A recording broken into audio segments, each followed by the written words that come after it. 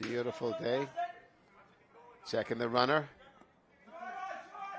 Making sure Burris doesn't move. Shot up the middle. It's going to drop in for a base hit. And they're going to call him. Here comes the throw.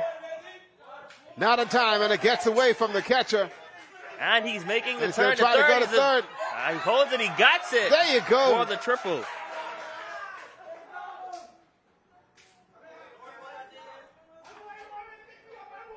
It's a 2-0 game, just like that. Here we go. Here's the play for you. Here's the bounce. Ball comes off the turf. Good hop. Here's the throw. It's going to be off the mark. The run will score. Gets away. It hits that turf. It takes a high bounce. Goes to the fence. And we've got our second run of the game. So Bain is at third base by virtue of a base hit. Gets the double, and then the throwing error by the center fielder gets him to third base. Now we move on to John Cumberbatch, and Cumberbatch hits one into left field. And he'll get an RBI. 3 runs now for Columbus Isles. Like I said, they came out hot swinging, and those bats are coming around, and this is what they were talking about early in this game. If they can get on the scoreboard, they can make some things happen. There's the hit. Turns on that high ball, drop right in there to the left field, and that's a base hit, and the run will score. What I did like also is watching Mr. Bain, Gerald Bain. He got to second base, and like I said, you slide at least 3 to 4 feet away from the bag because that turf will allow you to get in there. He slid all the way and got in safely. Now we go to Devontae Brown. With a 3-0 advantage and 2 outs here, runner on first base. Let's see what he gets. That's a strike. Now go back to yesterday. Long Island was the team that jumped out to a early lead, and now playing as they played from the advantage from the visiting side, and here they are home. So they'll see what they do when they come up to bat. But here we go. It's a high ball, 1-1. 1-1 to Mr. Bain, who's doing the catching today. He's been doing the catching the entire tournament. And I admire this young man. I'm telling you. Boy, he's been getting bruised up in the back there like crazy. At one point, he saw he pulled his helmet off. His glasses went one way. The helmet went the next way. The glove went the other way. Wow. Swing and a miss. Columbus Isles playing for 1. Desperately need to get out of this inning. As the bats for Columbus Isles is pretty hot right now. 3 big runs. A lot of baseball to be played, though. Step off. Not very happy with that. He saw Cumberbatch straying off the bag, and as a precaution, as a very good pitcher, that's what you do. Come off the mound. Come off the mound, take a good look at what you have, and then call it a day. Call it a reset. Let's take things again. That's it. Make sure everything's in order.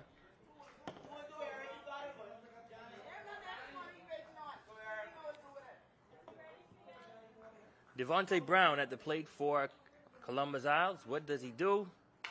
Pop fly. Foul ball. That one flies away. Let me tell you that today we've got a very good schedule for you this morning. We got Columbus Isle, Long Island on the field. That'll be followed by Bimini and Grand Bahama. And then it's going to be the team that is Eleuthera and Maikia will play our afternoon game. So it's an early day for the baseball players, as because of the ceremonies taking place at Clifford Park, so the guys can get out and enjoy the independence celebrations over there. That one's going to be high. Grand Bahama staying alive in this thing. Still alive. Boy, they got more life than an orange cat, not a black cat. Boy, I tell you, you're going to need some security when you get about this place. Oh, yeah. Yeah, a couple of the guys saw me yesterday at the opening ceremonies, and I did run way up to the VIP section quick. Let's see what happens here with Brown. That is swing and a miss, and got him. Struck him out. So there you have it, folks. 3 runs scoring in this inning, and they do so on 3 hits. Leave 1 on base, and it is Columbus Isle up early in the ball game, and when we come back, we get ready to see whether Long Island is able to answer the call, and we'll see when we come back.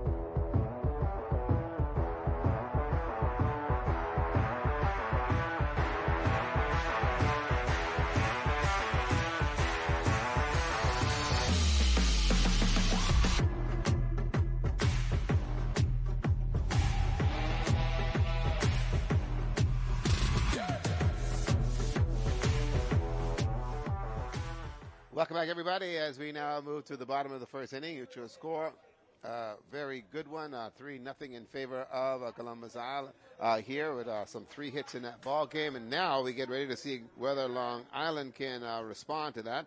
Isaac Fox will start off, and he has been a terror at the plate throughout this tournament. Absolutely. He's not the person to sleep on. I see the infield not playing him too deep, but they may pay for that. Let's see what happens. Fox going for a bunt. He misses that. For strike Clarence one. Edgecombe doing the pitching for Columbus Isle.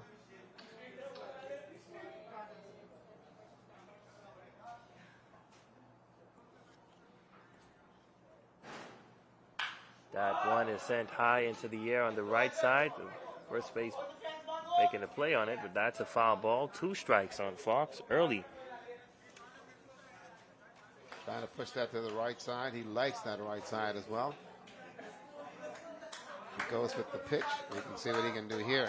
He's playing center field, and on the on-deck circle is Aaron Knowles. You know, on the outfield, there's a pretty huge gap between the center and the right field. If you can get it in there, that's pretty much a score for you right there. A good stop by the catcher there. But as you said, on day one, it's a lot of real estate out there. Plenty much so, yeah. I've been out there and walked around. Boy, you can only hear your heartbeat out there. That's how quiet it is in the outfield here at this stadium. Edgecombe delivery. Fouls that one off to stay ball. alive. And Mr. Fox is not taking anything, swinging at anything that looks close. He's swinging at it. Yeah, he's here to hack. I don't care how you try to measure that up. He is here to hack, and he's going to make it happen. As the leadoff batter, your job is to get on base. Yeah, good breaking ball. Got him for the strikeout. There you go. And so they got that first out. He didn't run. I think frustration as well is what really created that. And so he'll come back to the dugout. Let's take a look at that curveball once again. Yep. There it is. Late breaking ball. Beautiful pitch. Before the day is finished, somebody is going to have to go get Devontae Brown some glasses. Every time he yanks that helmet off, the glasses goes one way, the helmet goes the next. Now your batter is going to be Aaron Knowles. Your pitcher. That's right. For the Sheep Runners. And he takes one on the inside. And Long Island has a pretty young team playing in this Bahamas games. Absolutely, and I think what they've also looked at is the fact that they do have a viable program also in Long Island. So they did also take advantage of having quite a few players at home, and also those who have come back from school that are also playing ball abroad, and that has also helped out as well. That is a good pitch for strike. Right down the barrel. This young man looks like he can pitch the ball. That's it. Edgecombe making it happen. No, he overthrew there. 3-1. Overthrew and didn't make it happen there. Let's see what he does here with this pitch. One out here in the bottom of the first inning. That is a good one. He got him looking. There's two strikes. Now, all you need now is your umpire to do a little hop. And you got it. And we're ready to roll. Then it's play ball after. Yeah, he's got that move. Okay, he walked it. The umpire's got that move. He got a little dance there. So he loves those strikes. I like it. I like it. So going down to first base. It's different from the little one finger that we've been seeing. Mr. Aaron Knowles, he'll go down to first base. Jaden Cartwright will come to the plate. That's Panda for you. There you go. He's our first baseman. He's been playing first base for the duration of our tournament. Runner on first for Long Island now. Let's see what happens. The score, 3-0 at the bottom of the first. That's a great pitch, and Mr. Fox is... Mr. Cartwright, rather. Looking to take that one deep if he connected with that one.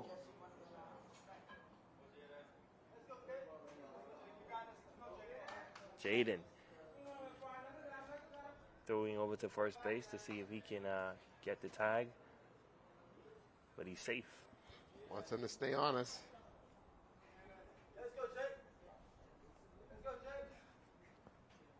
Cartwright. Swing and a big swing and a miss again. Boy, I tell you, he's really putting his all into that swing. Yep. If he connects. If he connects, if he connects, those palm trees out there in left field are in trouble.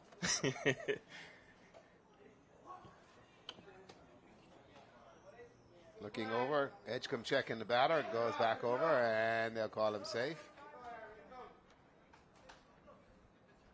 Want to make sure celebration yesterday for Long Island and that big win yesterday afternoon. Now back on the diamond today. Columbus Isle trying to see if they can keep pace with the teams in the losers bracket.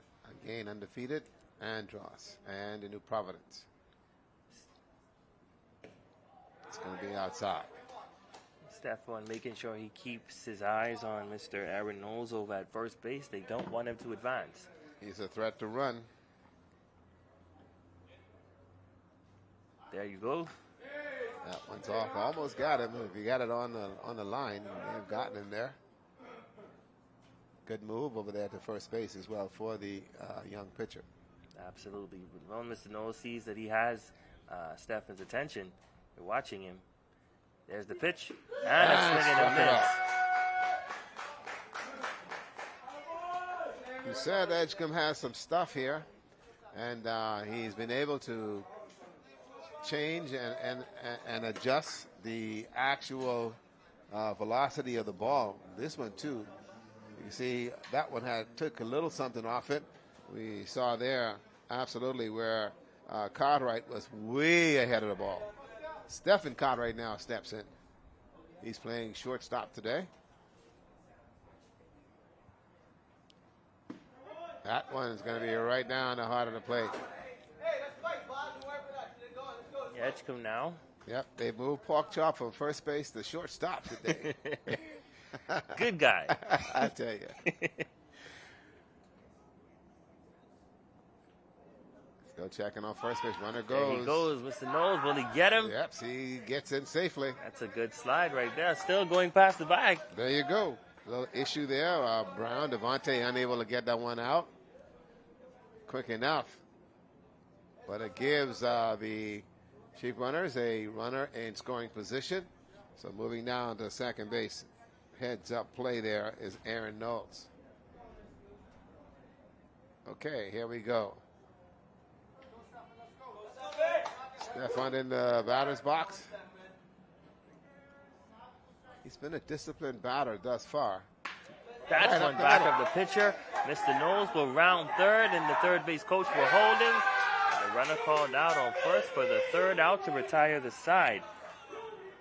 What a play there to get the out. Absolutely. And the ball rolling on this turf.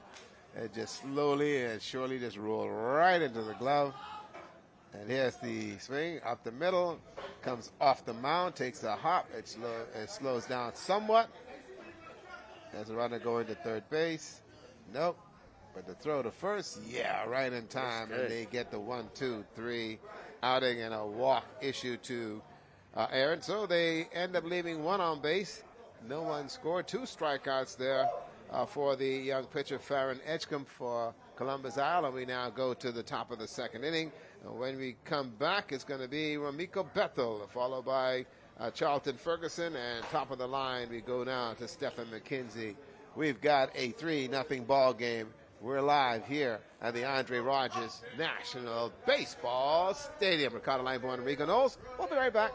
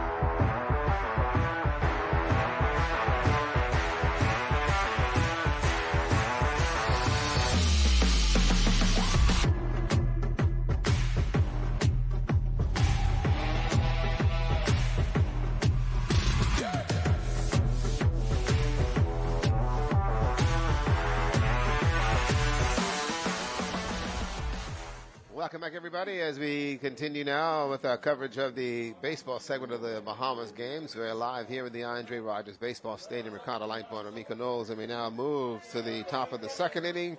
And Ramiko Bethel is going to be a batter. He is playing the left field today with a 3-1 advantage to Columbus Isle. Columbus Isle came out early and scored 3 runs on 2 hits. Now listen, anybody with the name of Ramiko, they can hit the ball. Okay, we can find out right now. All right, here we go, Mr. Bethel. That's a strike right down the heart of the plate. Doing the pitching for Long Island today is none other than Mr. Aaron Knowles. That one's on the outside. Just missed on the outside corner.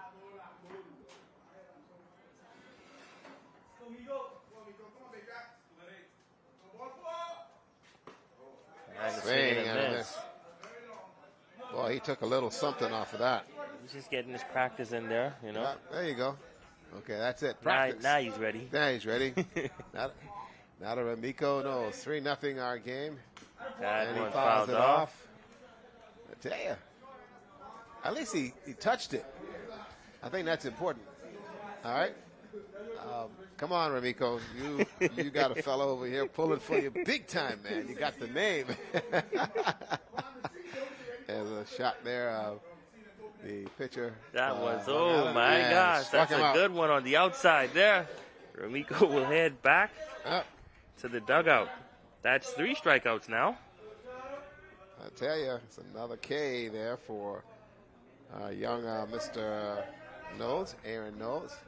We now go to Chatham Ferguson. This is his first time at bat, and he's now crowding the plate. Yep, and that one is right on the inside. Got the sign, crowding the plate, see if he can find something to hit. Good view there from Mr. Knowles. That one's back to the fence. 2 strikes, 3-0 our game here in the top of the second inning.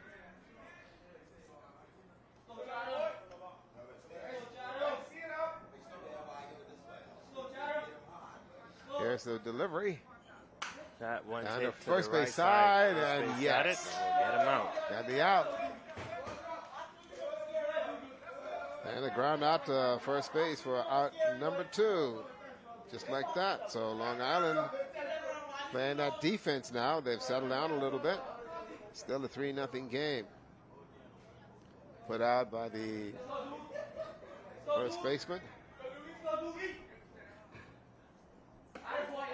And a little curveball there. Top of the line, we go to Stephen McKenzie, who reached on a walk.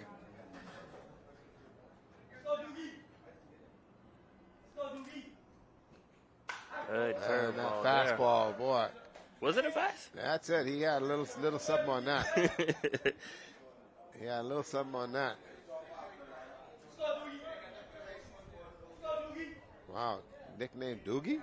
Okay, I'll leave that one. I'll leave that one right where it is. That's going to be hit. Down to the third baseman. Has to throw. And way off the mark. Bad. The coach tells him to go, but he stays. Smart move. Smart move. The ball came off the fence very, very quickly. So that's an error by the third baseman who fielded very well there, and that's Miller. And first base is McKenzie. Here's the pitch. He came inside and hit it right down the line. He knew he was out, and so he's just jogging. He sent him. He sent him, but he was watching. Mm-hmm. He said, "Nuh-uh, I'm good." Let's go. McPhee, your DH. Amara is the first out. Got thrown out there by the pitcher. Hit it right back to the pitcher. This one he popped up, and that was going to go out of play.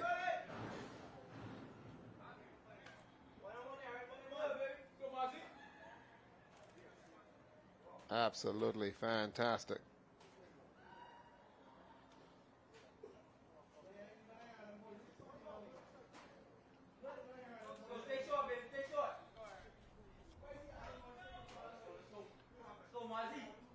Little lead over there at first base. Aaron look over as a throw back. Did they get him? No. They thought they had him. Safe. Close Thought one. they had him. Cartwright just needed to block it up a little bit more, but he thought he had it.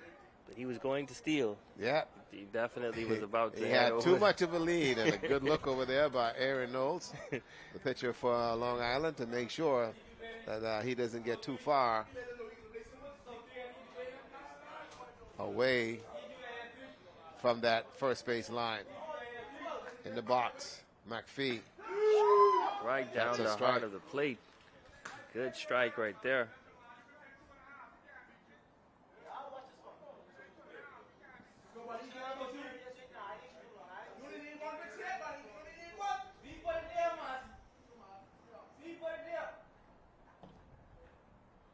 And throw back right there. Getting a lot of attention, over there. Oh, wow. Somebody turn on the air conditioning here at the park. Nice and cool. I'm loving breeze it. blowing I'm loving it. Coming out of the east. Swing out of this and got him. Beautiful off-speed pitch there by young Mr. Aaron Knowles, and got the out. So no damage done there. So no run score. Still 3-0 on 3 hits here. Leading the game is Columbus Isle as we are now completing 1.5 inning of play. There you go. He looks over. Double checks. Here's the throw. Yes. That's his way out front on for that. the game. He's really pitching. Yeah, he's doing a lot of good stuff up there. We like to see that, and so giving you the right opportunity, he can make some things happen. So right now, as we go to the bottom of the inning, we're seeing from the defensive side that both teams now have settled down. A 3-run opportunity there given by Columbus Isle, and they did so again on some pretty good hitting. And then we've seen where the Sheep Runners are now trying to negotiate how they're going to get back into the game. Coming up is going to be the second baseman, and that's my good friend, Mr. Zervos. He's going to be there, then followed by Nathaniel. So the two brothers playing back-to-back here. Is that a secret? Maybe it is, maybe it isn't. Well, let me tell you something. Nick and Nathaniel is going to be coming up here. We'll see how that all works out. I like that kind of attribute. Some things can happen there. So we'll see exactly how they're able to do it.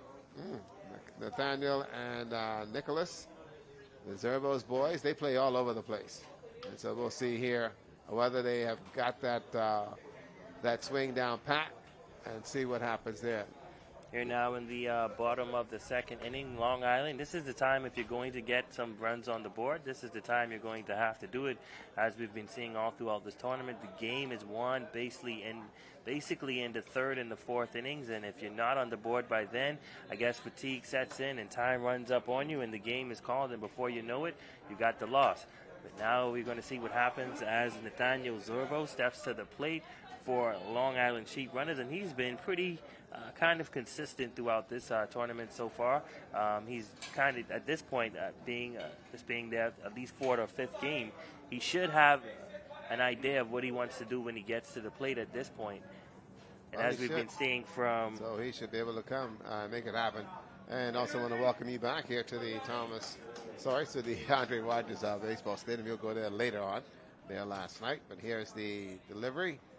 Nick Zervos. That's going to be down and away. He's going to find one here that he needs to really look at and just drive somewhere. He's playing second base, and he's way ahead of that one. Way ahead. I mean, and young Edgecombe is really throwing this ball. He has 3 Ks so far for the game as we head into the bottom of the second inning. That's 2-1 on him now. Absolutely.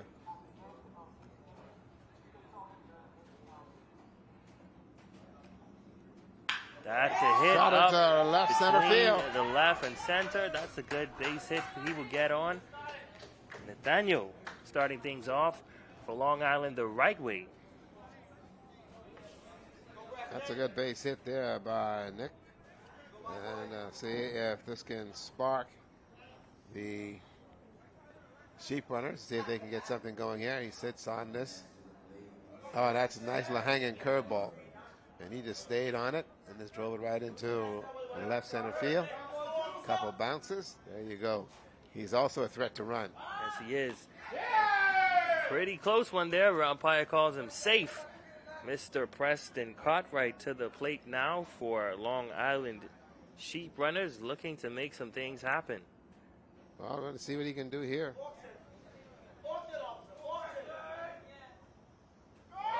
Runner is gone. The throw to second. Does he got him? Yes, he does. And as I said, Rick, not many people have been were able to steal this bag.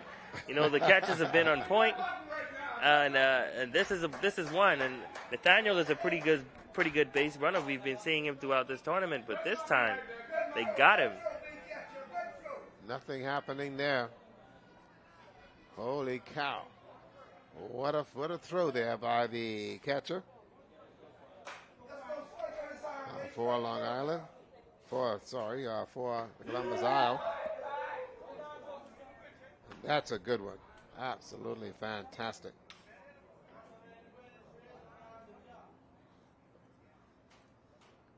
Cartwright getting this one down the third base That's line. a fair ball. Stays fair.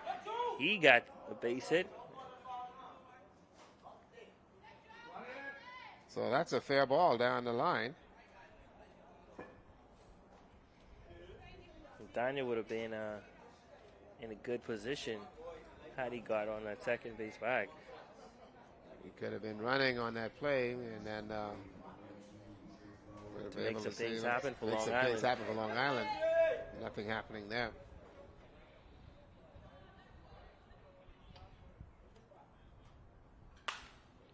That one's popped up in the air. Out of play.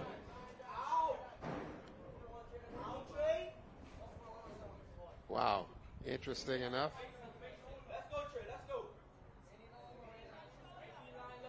Young Mr. Edgecombe in control. Getting himself dressed up there on the mound. One out here in the bottom of the second inning.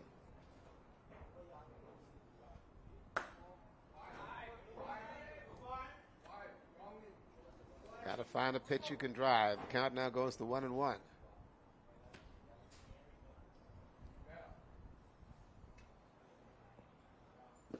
That one is low. Down low. Wow, let's see what he does here. That one simply just came off the turf and came up very, very quickly. His go-to pitch has been that fastball. Let's see if he still has that here going. That one's on the outside as well. A little low, little low. A little low.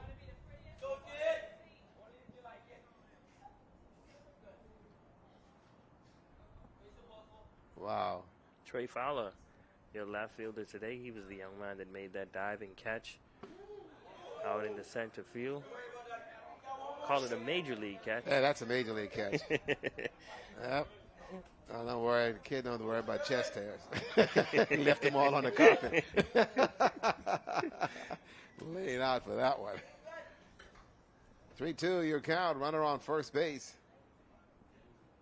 Long Island trying to get something going here. One out. And he walked it. So the runners will advance 90 feet.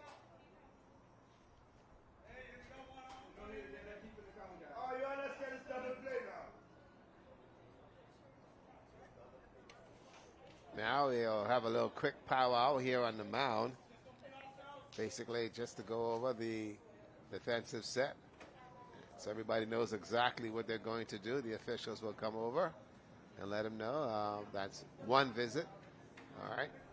But I don't believe there's going to be much issues here. It's just a matter of finding out who's going to hit the ball and hit the ball well.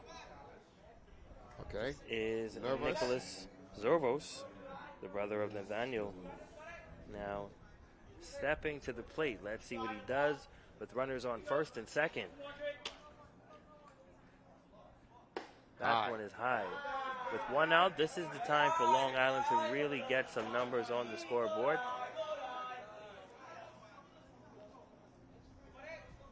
Interesting to see how this one here is going to pan out. That one is High high ball, as well. Edgecombe overthrowing now.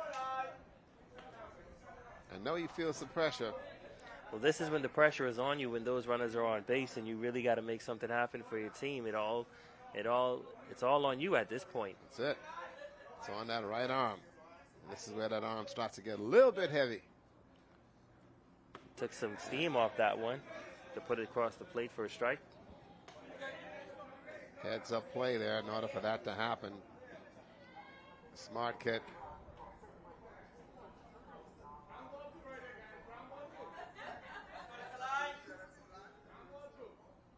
That's high. That one is high.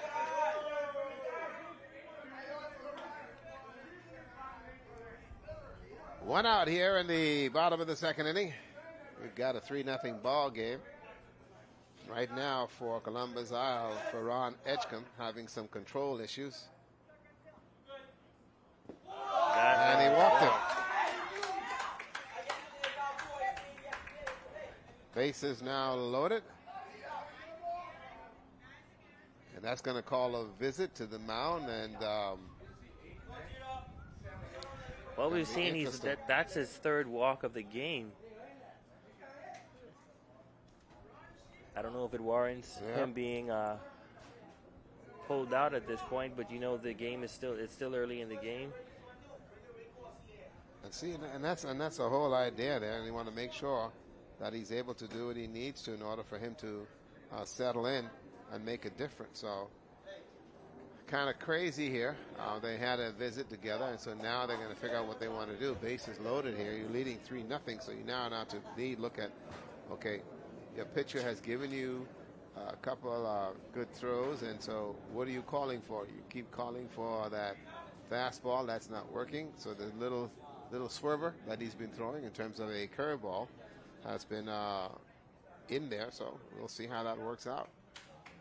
Now we see the problem. It was the belt. Okay. You see him fixing his belt now. Umpire getting him right. There you go.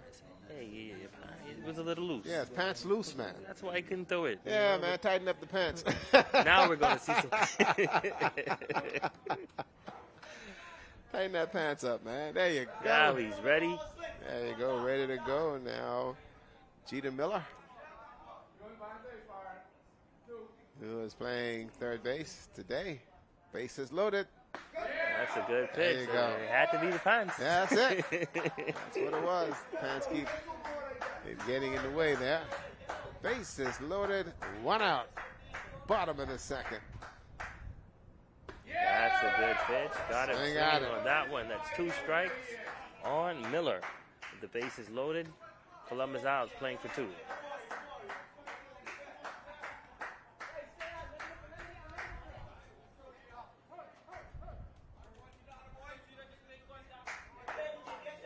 Double checking. The umpire out there on the field. Making sure they have everything in order. Here we go. So they're in between the plays. Here's the pitch by Edgecombe. That one is high. High, but had a little bit of speed to it. 1 and 2 on the batter.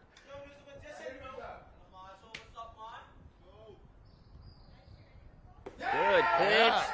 Got him looking, and that's his 3rd K of the game. A 4th. Boy, that was a money pitch there. Young Jeter Miller can't believe it, but boy, that was a big one. Top of the lineup, we go now, Isaac Fox. Here's a look at that pitch again. just on the outside corner. It was a little bit too far out of his reach. He didn't swing on that one. It was not his pitch. But now he's back in the dugout. Isaacs now your batter. That one. That's going to go down the line and foul. That's just a wake-up, everybody. Isaac struck out his first time at bat. Here he is now with bases loaded. Golden opportunity here for the center fielder. And as I said, this is the time that you want to make something happen for your team. Long Island was able to rally late in the fourth inning yesterday. But now the bases are loaded for Fox in the bottom of the second. Here's the pitch. That one hit up to the shortstop. Will he make the play? Yes, he got him on second. But they got it. Side. Wow. So a golden opportunity by Long Island. Unable to get anything out of that with bases loaded. And I can imagine the conversation that is going to be in that dugout in just a moment. Going to be interesting to see how that all works out. And this one here hit right to the shortstop. Okay. And so he's out. So we've completed 2 innings of play. It's still a 3-0 ball game in favor of Columbus Isles. We're going to be back as we go to the top of the fourth in just a moment.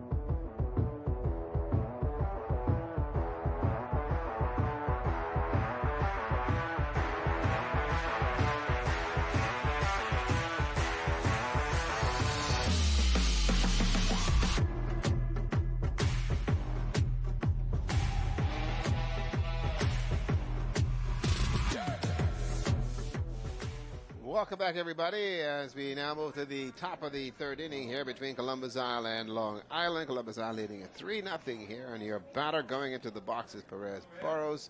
Let's see what he can do here. Up the middle, that's going to be a bullet. First pitch, rocket up the middle, base hit. Wow, he didn't even wait for that one. Not at all. And Columbus Isle's bat have been hot since the start of this game. They're not taking anything. If it looks good at the first pitch, they're swinging on it. Ready to jump on it, and this took it out of there and made it happen. Now we go to Najee Ambrista.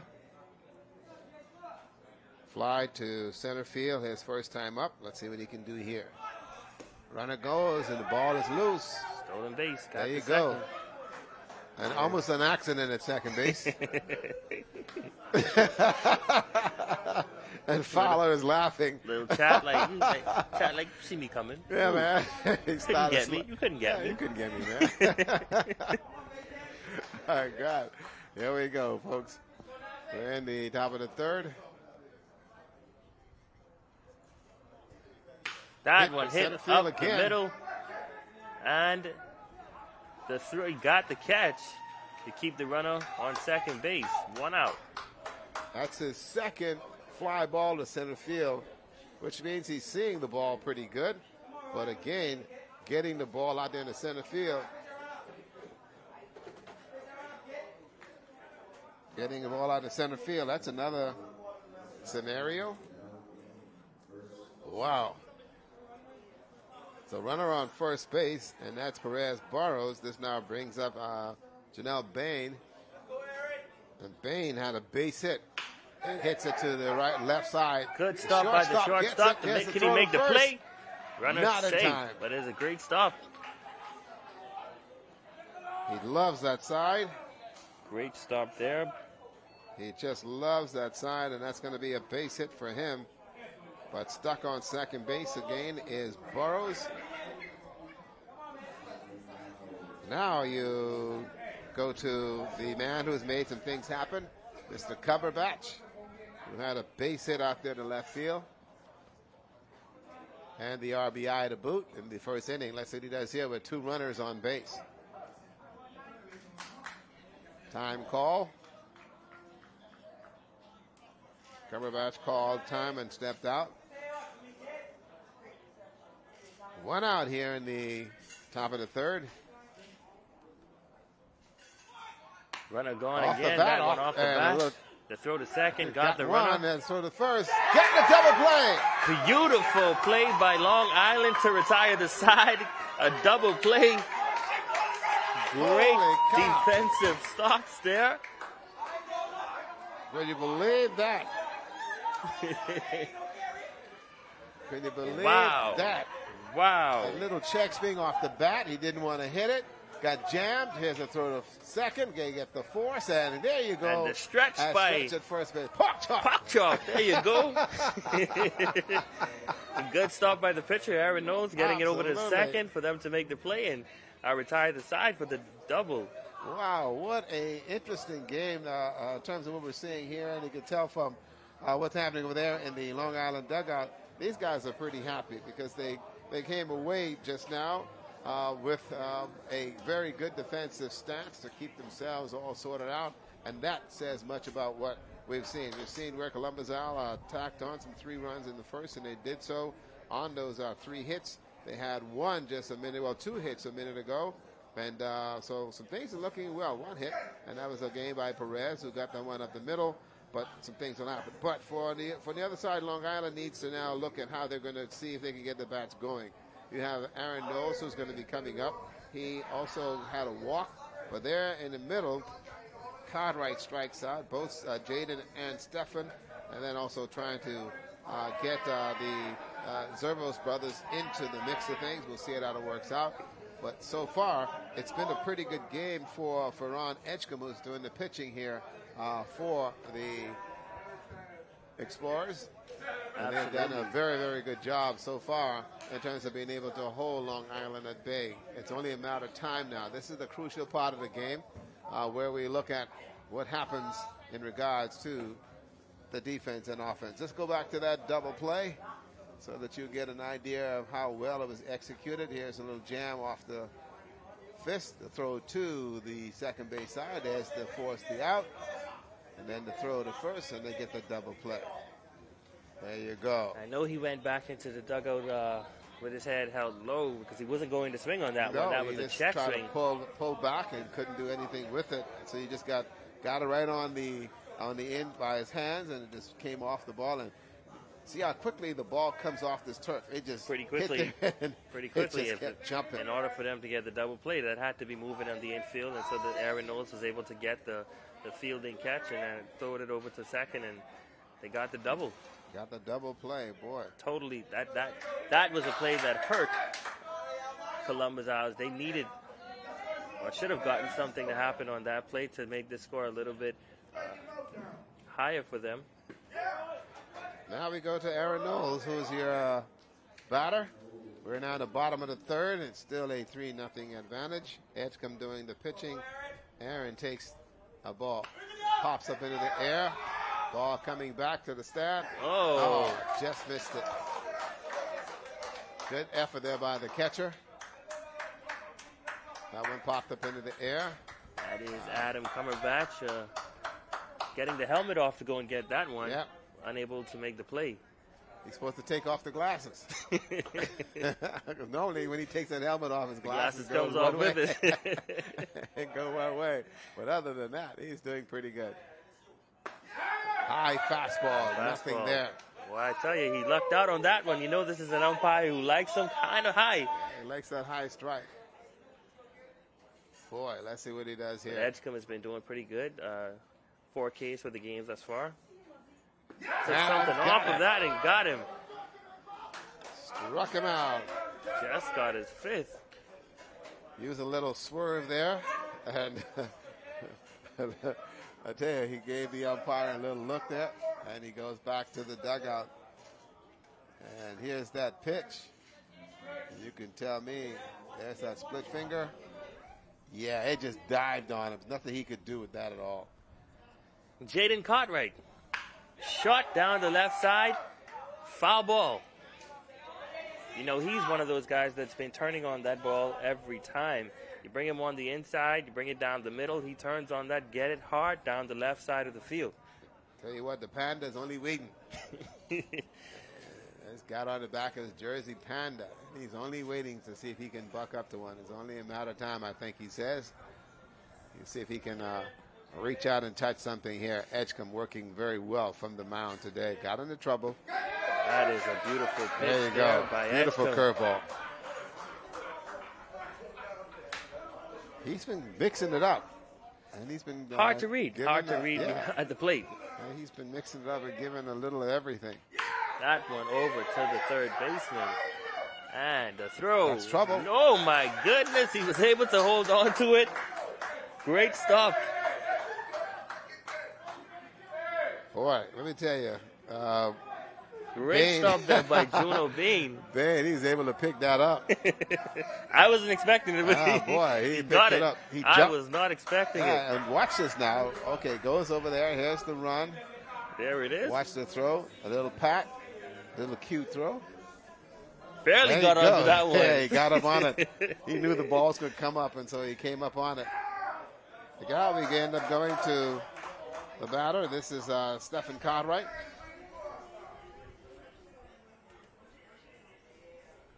Long Island needs to get on the board here.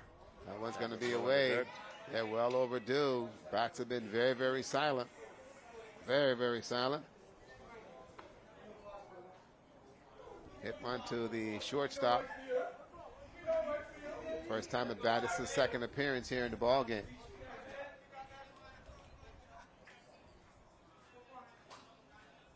Gets a delivery by Edgecombe. No, overthrew. Lost his hat, everything. That you could tell he's overthrowing and not just letting the ball go. He'll get a word from the third baseman. You know, with the 3-0 lead in the bottom of the third inning, he really just needs to take it easy at this point and just throw the strikes and allow his teammates to do the work. Allow the infield and the outfield to do the work. That's on the inside. 3 balls. This is when the pitcher can kind of relax a little bit, ease up, and, you know, reserve himself for the longer innings if it's needed. And you got the lead. Outside, so Cartwright gets a walk, and he'll go down to first base. Talked about the fact that you've got to be a little bit careful in terms of how you're able to look at your pitch count, and the pitch count is very, very important. Now we go to Servos. And the ball right there. And a missed opportunity by the first base. Well, Cartwright fell down, and so he was not in the mood to get up and run. You know, he's still trying. He's still trying. Still working on that sheep tongue south. Said I'll wait on Nathaniel. I'll wait. Yeah, on I'll wait. He's gonna bring me over. Yeah, I'll wait on Servos. I'm not going anywhere. Yeah, I'll wait. No, I trust his back. Absolutely. Trust that bat completely. Edgecombe giving up 4 walks so far in this game. Again, another overthrow. Needs to take time out and fix the belt. There you go. Timeout, fix the uniform. Okay. Yeah, Whenever the uniform isn't fixed. Yeah, shirt's getting in the way. The belt, pull that belt up. Pull the pants up to your chest. Let's go. Here we go. On the mound. Take a peek over, looks and see exactly what's happening over there on first base. Here's the pitch. There you go. That's a good it. One. Fouled off. For a strike. It's got to be the pants, man. Every time he fixes that pants here at the bottom of the third, he's able to find the strike zone, and he settles in and goes from there. The uniform, interesting enough, is what keeps him in this one. Here we go. That's a good hit up the middle. That's going to be trouble. Making That's a play. trouble. It drops in for a single.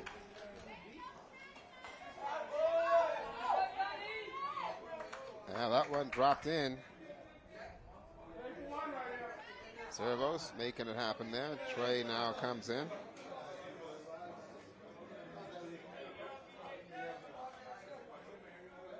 Preston Cartwright stepping to the plate for Long Island Sheep Runners, looking to make some things happen with runners now on second and first. Let's see what he does. Here's the pitch by Edgecombe. That one is low. Umpire says no.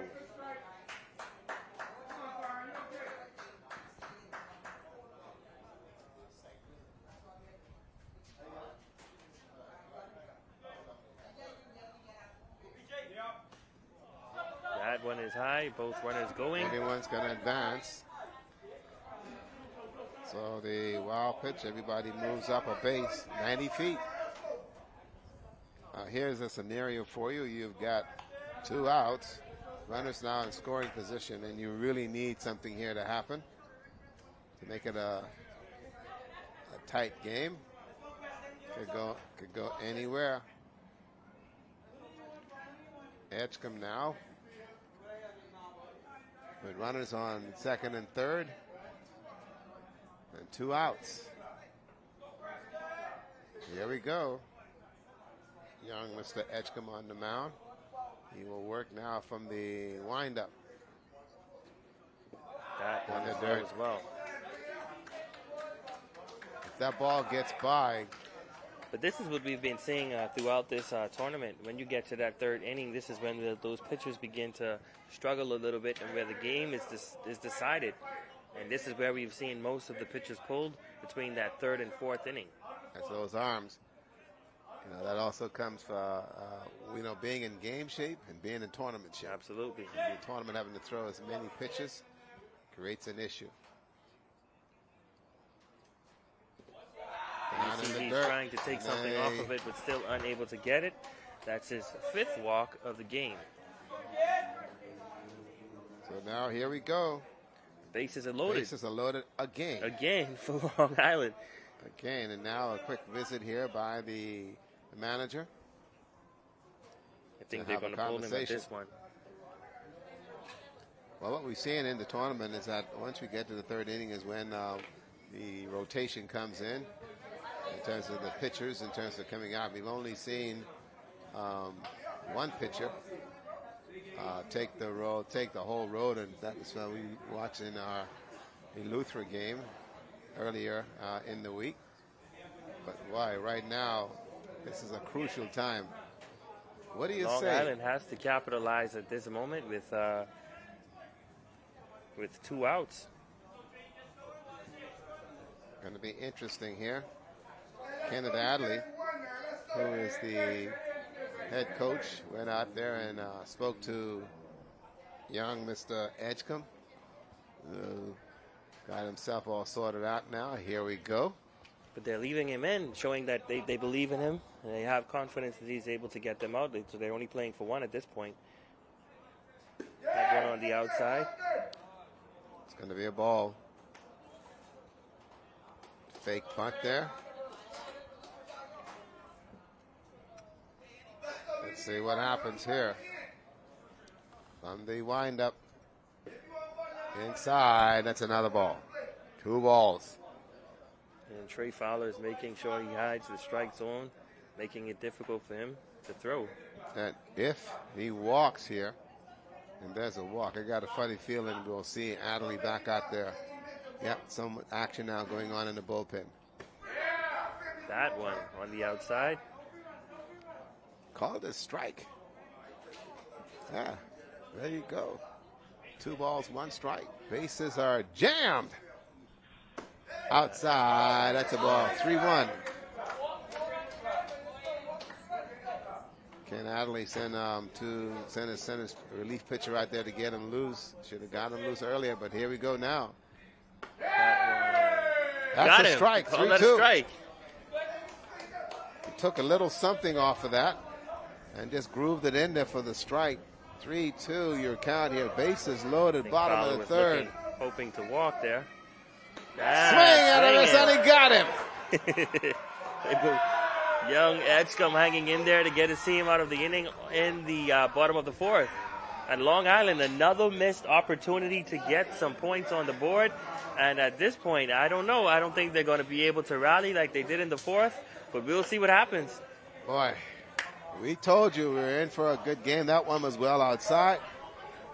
That was a walk, but bad selection there. And so we have completed 3 innings of play. Did you think you'd have something this good? I don't know. Okay. Let's send it back to the station. We got to go to the dugout, get some answers, and find out what's going on in terms of these guys that's swinging the ball. We'll be back. Folks, don't go away.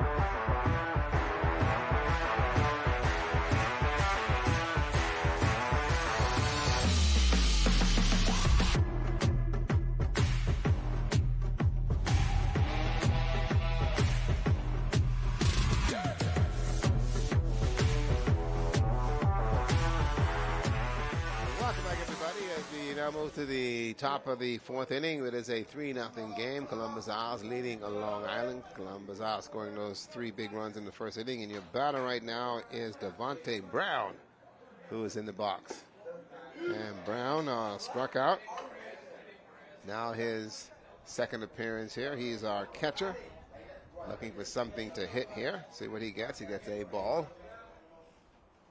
Brown has been a pretty aggressive batter at the plate, stepping to it, not waiting on anything. If he sees it, he's swinging. That's how he struck out in that first inning. He's a free swinger. There's Aaron Knowles. He's your pitcher, the starter for Long Island. There you go. Connecting to that one, hitting it off foul to the right side. There you go. He's going to let that one go. 2 balls, 1 strike. Knowles looking for a sign. Okay. They're going to give him something here. That's another one. Curveball hung in there. Inside. Sure he stay alive on that one. He's not looking for any sign. And as I mentioned, he's an aggressive batter. You bring it in there, he's going to be swinging at it. All he's going to do is swing. He's going to swing at it. Oh, he's going to swing. That is for sure. But he's not. One thing I see, he's not going down looking. He's swinging. Absolutely.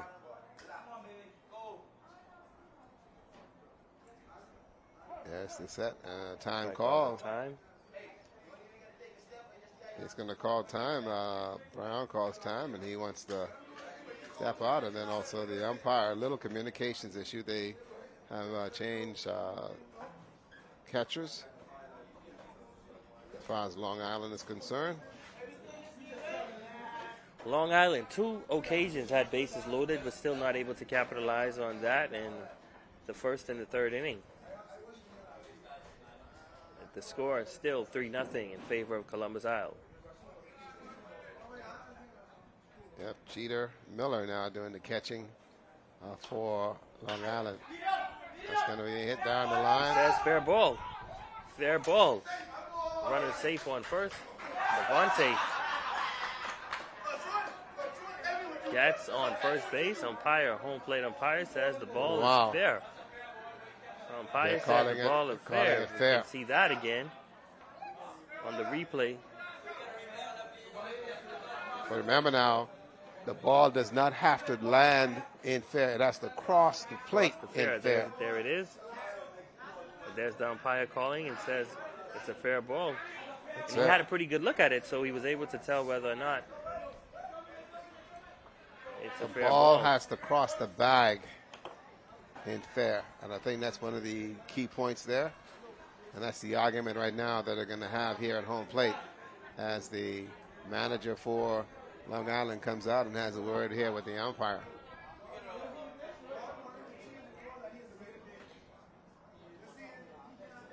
Remember now, it is a base hit. Okay, the ball goes over the bag in fair. We've seen it in other baseball games. The ball goes over the bag in fair, and it could land in the foul territory, but once it crosses over the bag in fair, they call it a base hit, and that's what the argument is right now. I think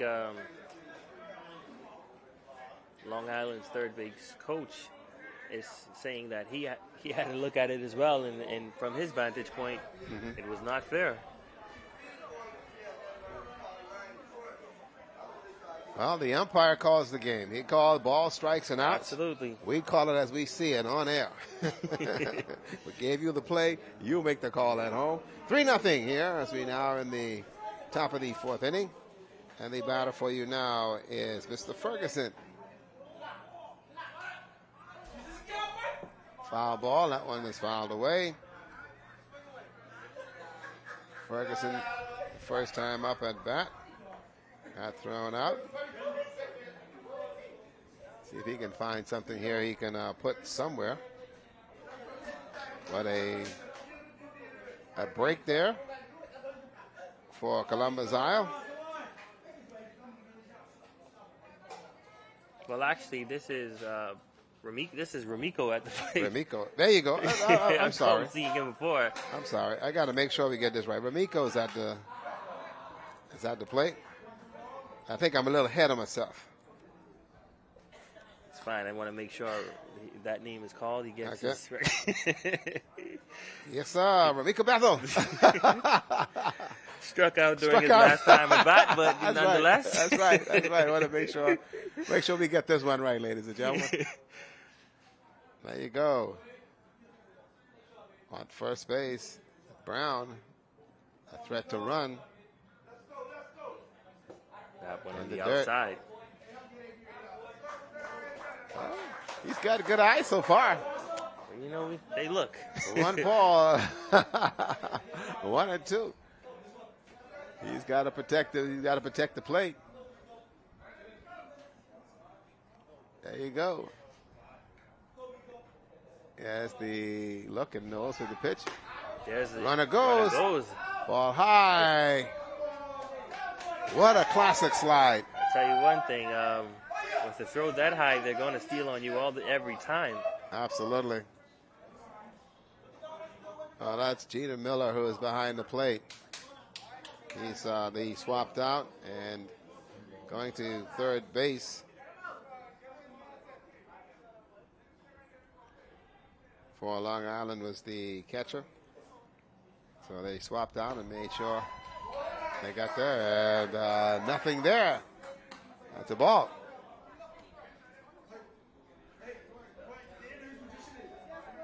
Ramiko Bethel.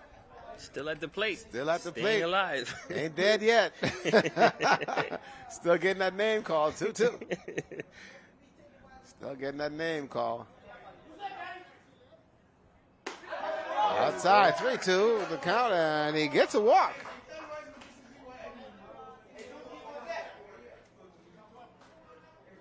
Wow, he dodged a bullet. Ramiko dodged a bullet. Hey, we'll take it. Based on There you ball, go. we'll take it. I tell you. Runners now on first and second for Columbus Isle. Stepping to the plate. Ferguson. That's it, Chatham. Let's see what he does. That's it. Another opportunity here for shows a bunt. Go on. Runner goes to third. Good throw. Umpire says. Got him. Got him on third. Out of there. They had a double steal on play, but he's out. 1 out. That's 1 out. Bethel moving over to second base. So Brown tried to go for the steal. Nothing happening there. Miko at second, 1 ball. That's going to be inside. So a high ball. That's 2 balls now here in the top of the 4th.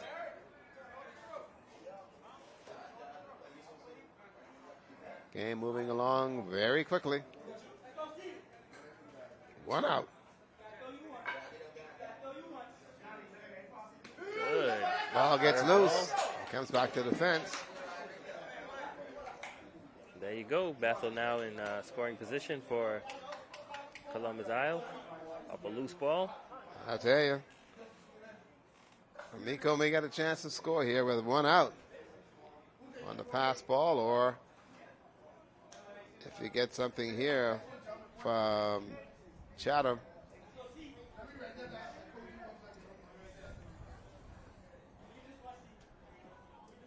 Kenneth Hadley, your manager for Columbus Isle, said he gave up his sermon this morning for this. Came out here to make sure he's able to coach his young ball players. Strike. Yes, sir.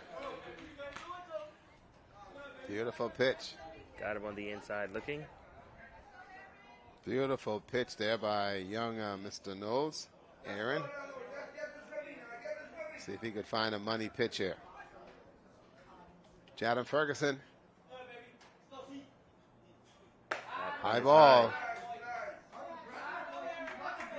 Extending the count, 3-1. 3-2, that is. The umpire showing us 3-2.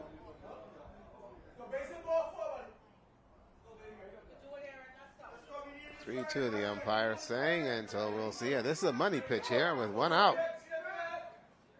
That is a beautiful curveball. Dead ball. Fouled off. Dead ball called. Aaron Knowles has 3 strikeouts for the game so far. Looking to get his 4th on Mr. Ferguson. Let's see what happens.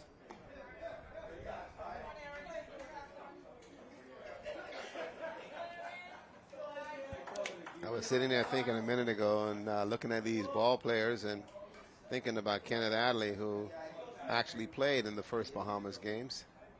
And here he is coaching in the 6th. That's in the dirt.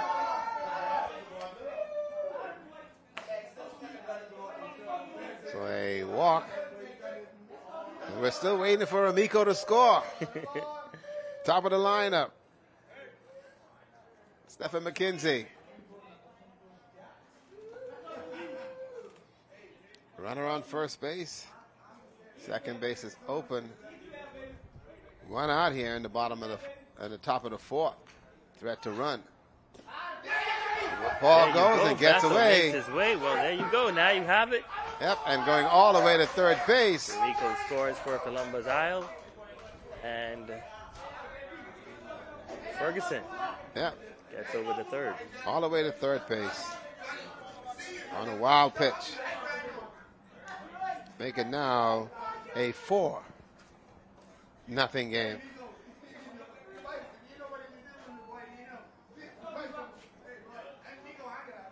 Incredible. Ramiko scores, and there's big conversation over there in the dugout. That's an incredible feat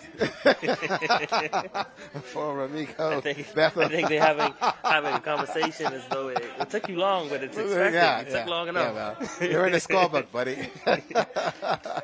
Here we go now. Top of the line as we now have Stephen McKenzie with a ball.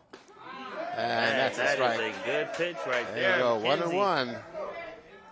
Aaron Knowles throwing a strike.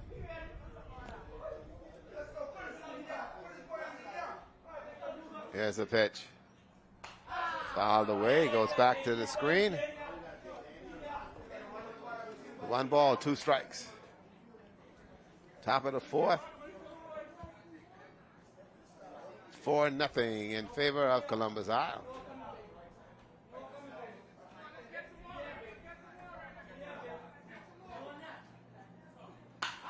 Shot at the middle, that's a base hit. Good hit. And I like the way he waited on it and just gave it his all and got it up the middle. Good hit.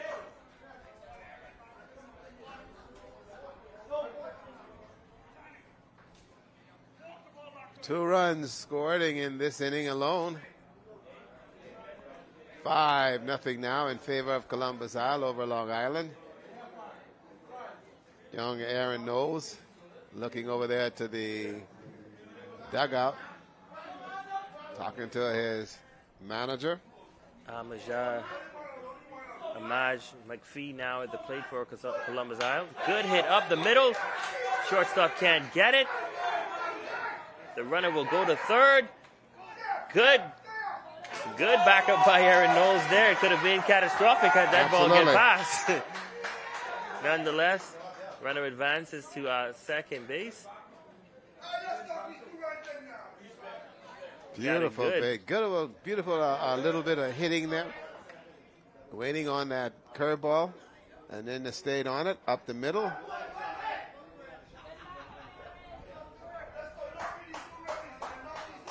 Both are able to get to it. So both had an opportunity, but nothing was there at all. Here we go. Now we end up going to Perez Burrows. Perez had a base hit in the third to get on first. And looking for another one here. That one is fouled to the right side. Coming up next, Bimini and Grand Bahama. Elimination game.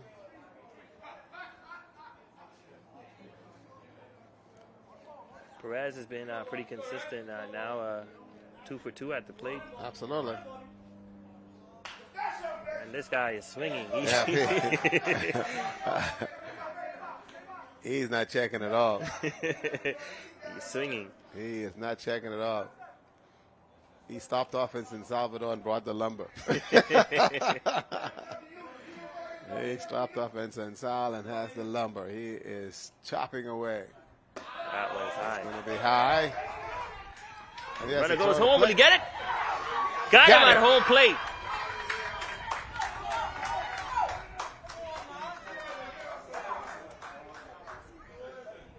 Wow, trying to make that steal.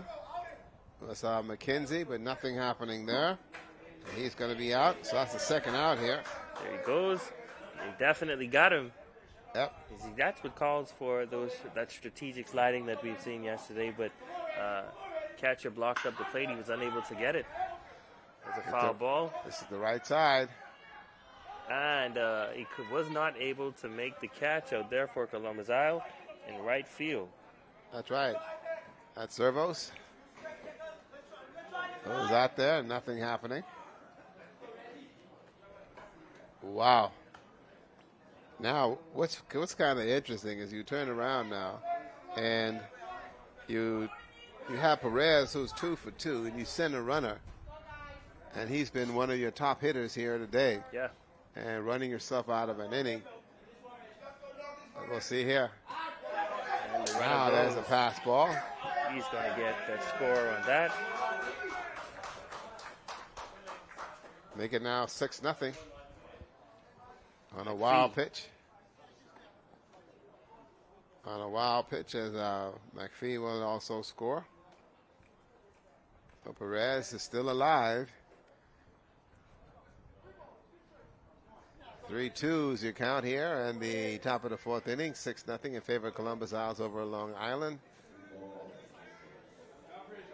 And Perez Burrows, who's 2 for 2, 2 singles. That one is still hacking. Catcher is on it. Got it. Got it. Out number 3. Good catch by young Jeter Miller at the home plate. So a 3-run score on that one, though, Miko. And they end up getting 3 runs on 2 hits. Quite a few errors in terms of wild pitching by the pitcher there, Aaron Knowles. And the most important run of this game was that Ramiko Bethel score. Absolutely. The score now, 6-0 in favor of Columbus Isle as we head to the bottom of the fourth inning. We'll be back with more baseball action. Oh, we'll stay. We're staying. Okay, we'll stay here, and the question will be now exactly what will the coaching staff say to the players, and we can tell moving over the first base, not a happy coach in Cartwright. He's not happy at all. He's going to go over, and also now is that he's going to be making some changes, and I think he is realizing now that this one is getting a little bit out of hand, and so he will actually make some changes to his lineup. He's also now looking at determining exactly whether they're going to enforce the inning rules or they're going to go on time. Remember now the game did start at 9 o'clock, and they have at least the 2-hour limit, or they'll turn around and you'll have the runs for and against, which is actually 10 after 3. And so far, we've only got 6. And so we are okay at this juncture. So still on the mound is Ferguson, who's still back in the game.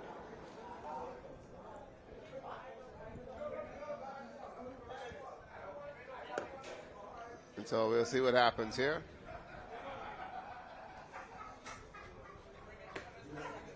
There you go. So no changes yet. No changes yet as we go to the bottom of the fourth. The next game is going to be Grand Bahama and Bimini. Bimini is here, presenting its lineup to the scorers. They're waiting on Grand Bahama. I think at this point, because of what we've been saying throughout these past 2 days of playing, once you get to that third and fourth inning and you see what the scoreboard is looking like, though, the teams that are leading up to the third and the fourth inning is pretty much the winners of the game. And at this point, what we saw with Long Island Sheeprunners was able to rally in the fourth inning yesterday to come over to get the win. And so we'll see if they can do that again in this inning, because this is a big inning for them. Very, very big inning, and we'll see exactly how this one's going to pan out here. And again, it's all a matter of arms. Now, keep in mind that the baseball seasons for many of these islands is non-existent. And so they have not played enough baseball. They've been only practicing. And so they've only practicing. And so having live play and to be able to go the distance becomes an issue. Okay. Now we get to Zervo, sorry. Edge in the box. Still pitching for Columbus Isle. He's been struggled a little bit in the last inning, but the coach has decided to show some confidence in him and leaving out there. Not many games where we've seen the pitcher go the distance. And that's 2 balls. Ball down and low.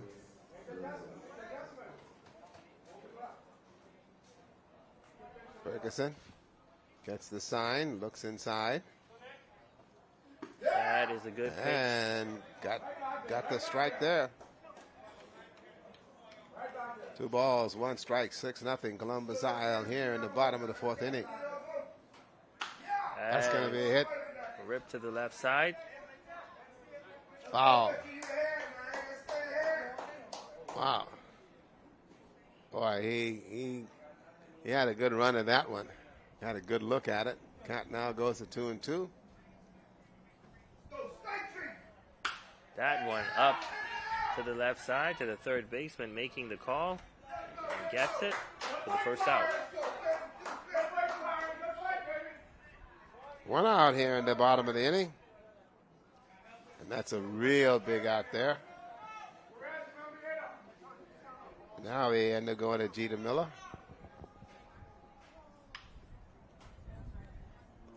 Who is now going to step to the plate. Miller struck out. This is second appearance. He's now been bringing to do the catching for Long Island.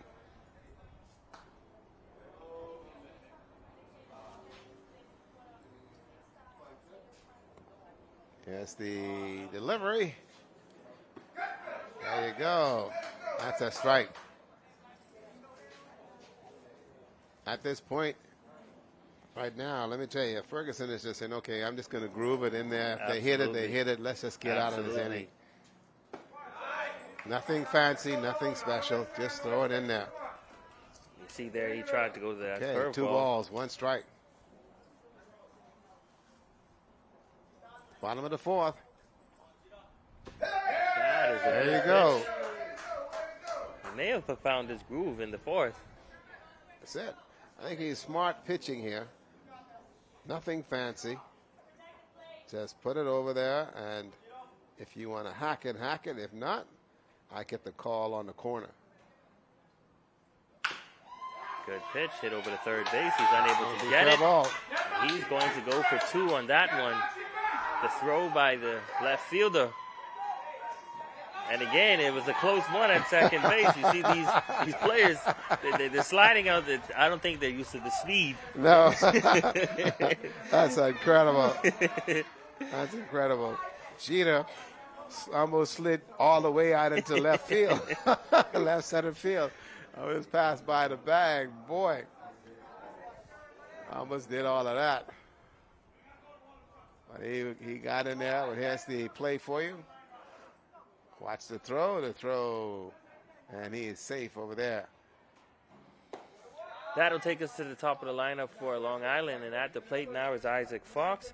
He's had 1 strikeout, hit over to the shortstop in the second inning where he got out. And so he's not been able to get on base for the day. We'll see what happens here. Well, he fouled 1 off, so count now goes to 1-1. Wow. Jeter on second base. And this is the inning. Long Island needs to make something happen if they're going to get back in this game. Have to make it. That's going to be on the inside. Just missed. Good pitch there, though. It is a good pitch. And, you know, sometimes you listen to the chatter coming from the dugout and you hear that, yeah. You know, it can sway the umpire. Umpire said no. Down in the dirt. Low in the dirt. The lot ball Jeter's still live. run. Jeter runs. And he tripped up on the play. Tripped up as he was trying to steal third base. Cow. And, you know, I think he doesn't understand. The turf is causing him to run a little bit quicker, and he tripped himself up as he was trying to get over to third base. And wow, I'll tell you they what, got that's him a running. good one. There it is. He begins to trip right here, and he tries to slide, and he comes up short. Nowhere near the base. Nowhere near the base, and you could tell the frustration there. Tripped up. Thought he could get there and get something going. So right now it is Fox, and that's going to be a dead ball. And man, I tell you that's a couple bad breaks here for Long Island. They needed that. They needed that run-in position. Set bases loaded twice, and running himself out of the game. And that's off the elbow. Yep. And he's going to get hit by a pitch. And the coaches are saying this is that going to be a questionable call now. He may have swung on that one. He actually swung at it. He held it back, trying to get out of the way. Coaches are saying that he swung. Let's see exactly what the officials are going to say here. They're going to have a little conversation. Fox will go to first base. He's prepared to run.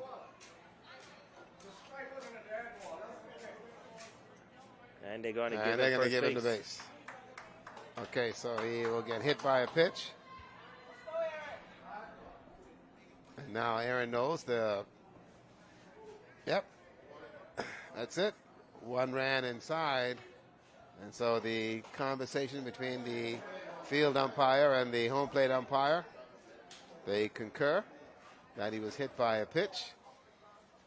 So now with 2 outs, the workload now goes to Aaron Knowles. Edgecombe. And Aaron Knowles, pitcher to pitcher.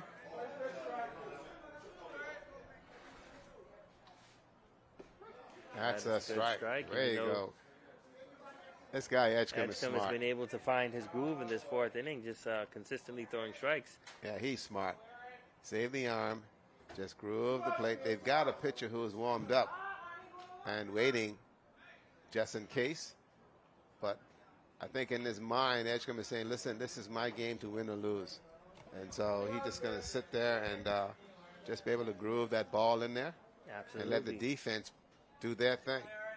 And as a pitcher, it feels good to be able to say, I shut them out. Yeah. A shutout. Completing the game. And that's what he's looking forward to. Trying to complete a game here.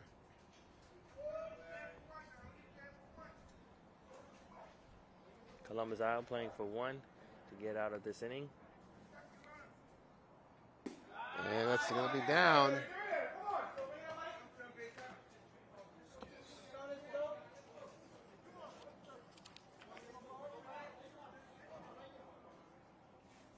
Okay.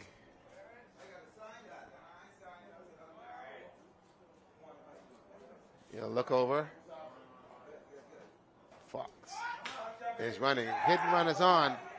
Fox is safe to throw to first. And they'll get the out. Beautiful play there by Ferguson. That's it. Got the 6-3 out. I tell you, this has been a very, very good ball game as these guys have played exceptionally well to this point, especially for Columbus Isle. We got a break coming. Here's the throw. Yes, and he's out. And so it's still a 6-0 game in favor of Columbus Isle. Umpire is going to get a break and get a timeout. We're going to take a timeout. We'll be back to the top of the 5th when we come back.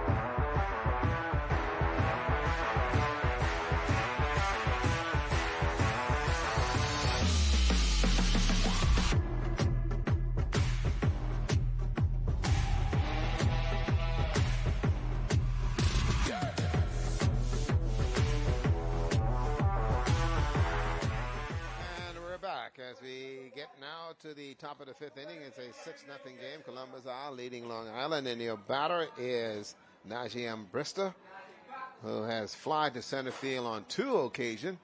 Let's see what he does here. That's going to be outside. It's going to be a ball. It's 2 balls on Ambrista, who is getting encouragement from the dugout here in the 5th inning. We've had very few games get to the 5th. Absolutely. We were talking about Najee earlier. He's one of those batters where he's not going down swinging. He's going to hack. Yeah. He's not going down looking. He's going to swing. And there we see the swing right there.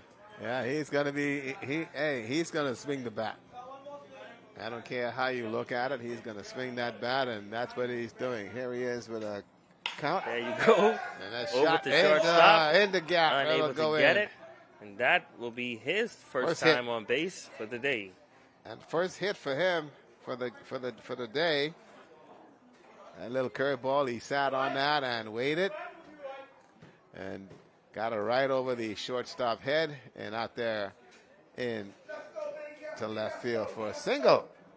So the kid is 1 for 2, 1 for 3. Not Long bad. Island making a change in the pitcher. We come back to the inning with Jaden Cartwright now pitching and Aaron Knowles going over to first base. And so the change in pitching may result in something good for Long Island. We'll see. And find out right now. Here we go, Drell Bain. Bain in the box. Bain with a base hit to left field. And then also got thrown out. Right back to the pitcher.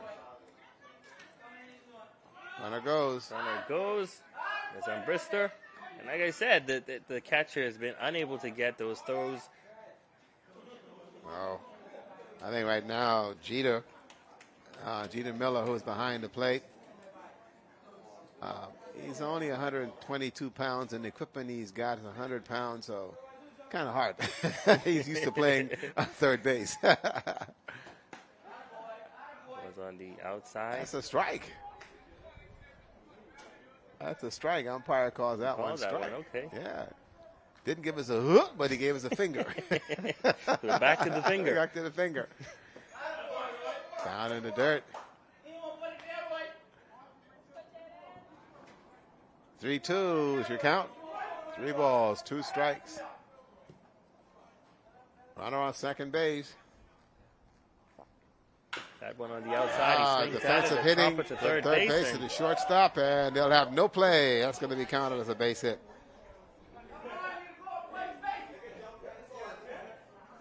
This artificial turf is giving these infielders fits in terms of how they're able to manage the ball. We're in the top of the 5th inning. Juno Bean, second time on base for the day. That's it. Cumberbatch. Cumberbatch to the plate. He now goes up against Cartwright. We'll see what happens. Cartwright steps off. 2 base hit. He is 2 for 3 so far. Columbus now has a runner on third and first.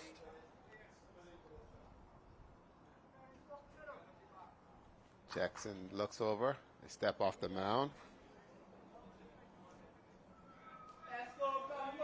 Concentrating on how he's able to see what he can do here. Bain is a threat to run. Bain is strike. I think Bain is going to show. Bain over there on first base is going to show he can run. With nobody out, he should be running. We're seeing that right now. Jeter has some issues getting the ball out. Absolutely. If I was the runner on first, I was going to be running all day on that. Should be running. Looks over.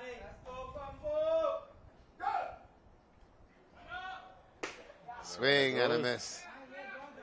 There you go. Whoa, what a classic slide.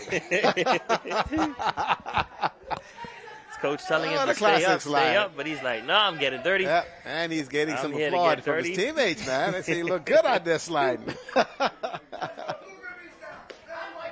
Right there, Cumby takes one outside.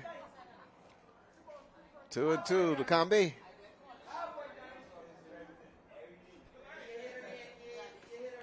So Columbus now with the runners on third and second. 3-2. It's scoring position. Nobody out. All right. Good position. This may be over in 5. Boy. Long Island has lasted back. Let's go on a run.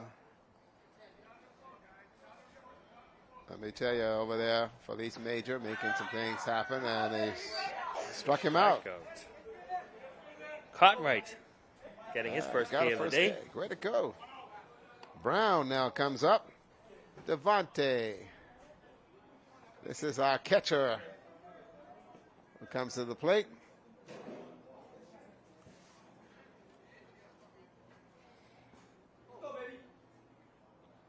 That's a high ball.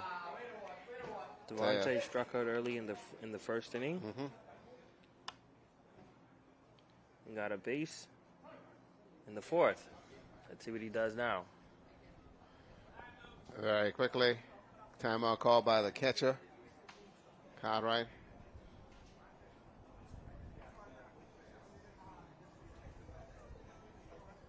I think they're going to have a little conversation here. I believe Jeter may have hurt himself. And if Jeter has hurt himself, I think they're going to have to get a substitution. So in the meantime, on the mound, the players on the infield will go over there. Yeah, Jeter's going to come out. He's having some situations behind the plate. And I saw that coming. I wonder why he threw the ball as wide as he did in terms of second base. And so I think he's cramping. I think so as well. Yeah, it looks like he's cramping. Yeah, he's favoring that right leg. And heat exhaustion becomes a reality. Remember now, these young men have played 3 days of baseball, and there's been some severing heat out here. And so, not to mention some double headers as well. That's it. And so there's been a lot of baseball played, and right now, a little cramp from these guys, and so some things are happening. So they want to make that change. And in the meantime, on the mound, the official is having a conversation with the players from Long Island. 6-1 game with 1 out. So they make the change in terms of the plate. Grand Bahama and Bimini is next. And that's going to be another barn burner of a game. As we're at this point, let me tell you that tomorrow is going to be a very interesting day because the undefeated teams are going to be playing for the first time since they would have played on the opening day, which would have been Friday. That would be New Providence and Andros. There you go. We'll go head-to-head tomorrow. That's going to be an exciting matchup. Boy, they've been having a life. They've been in the air condition all this time. It breezes. It's been breezes. Yeah, man. They've been in the air condition, just chilling out and taking it easy.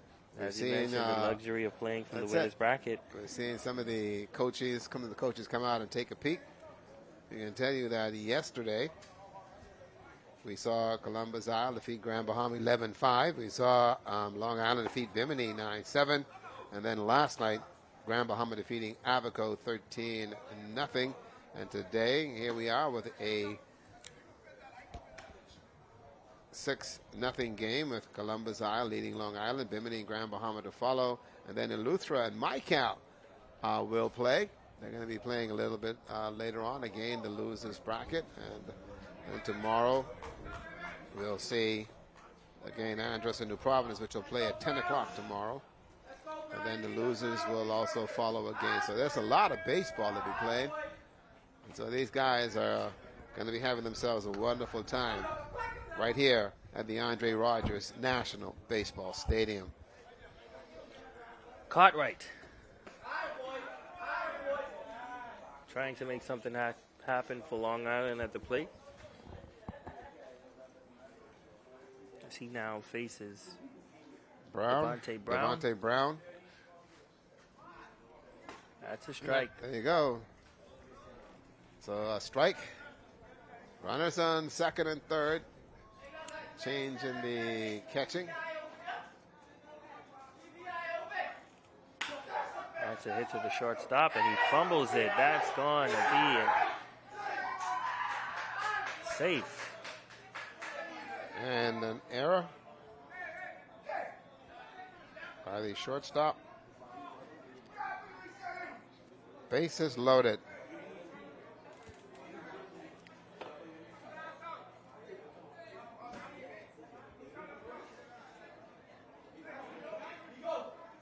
Wow.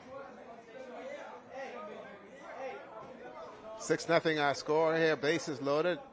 Top of the fifth. And here comes Ramiko. Oh, wow. We can stop the game now. We can stop the game now. Ramiko Bethel. Bases loaded. Scored already for the day. The bases loaded. There you swing go. And a miss. A big swing, Bethel. Boy, Ramiko's been watching Big Papi when he used to play. He just rear back and rip. One out here in the top of the fifth inning.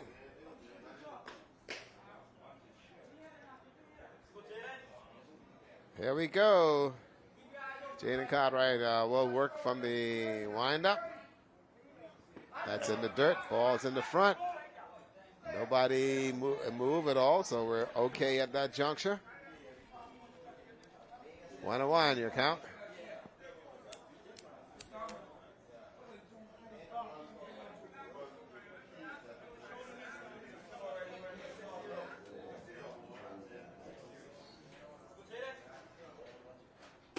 That is an outside pitch.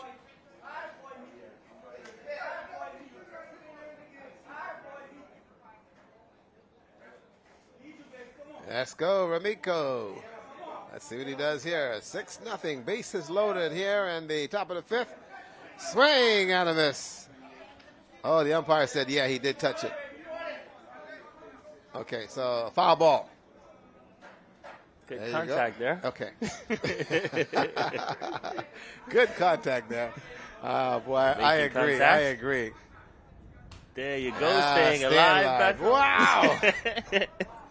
Ramiko Bethel staying alive there. He is taking all the Ramikos on his shoulder. Takes a good look here. That one high ball. Good eye. Good eye, kiddo. Bases loaded now. Brista, Bain, and Brown. Third, second, and first base with one out. Runners will be moving. There you go, and he walked one in. Bethel getting on base for the second time on walk.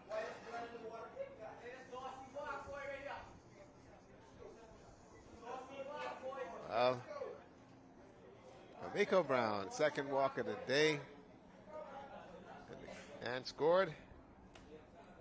We now go to Ferguson. Shot him. That's a high ball.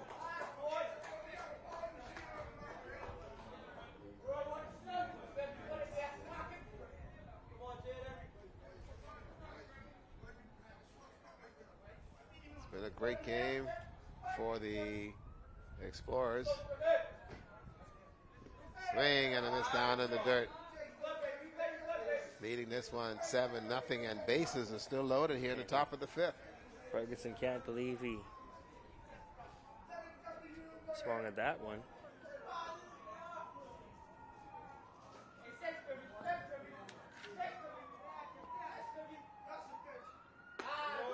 That is a nice curved ball by Cartwright to get him on the inside for the strike.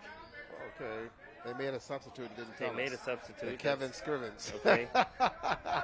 It didn't let us know. Kevin Scrimmins. Kevin Scrimmins into the game. I guess you're leading 7-0. You can now make those kind of substitute.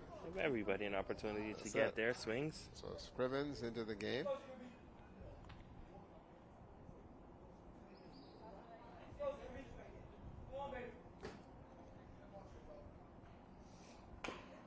It's going to be hit.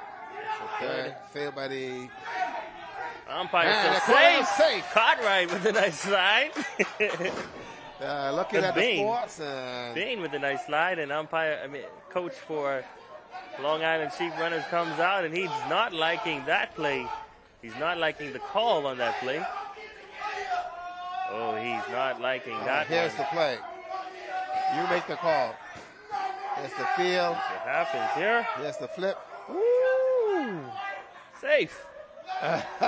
Bain with the nice slide. He showed us that good slide at second base. And he comes back again and shows us another good slide. This guy loves his artificial turf, man. What?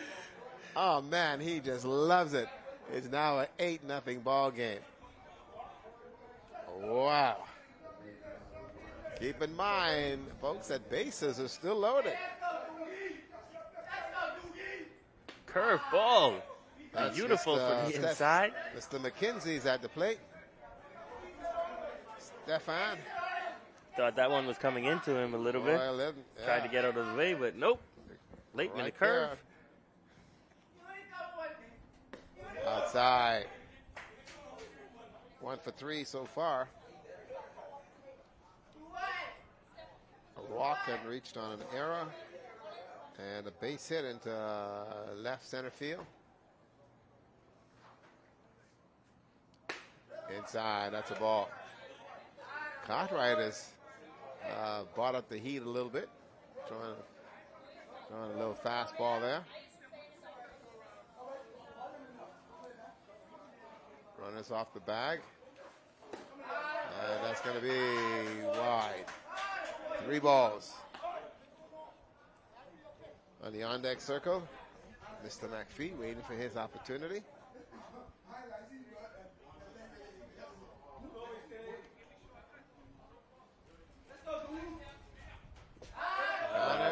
Yep.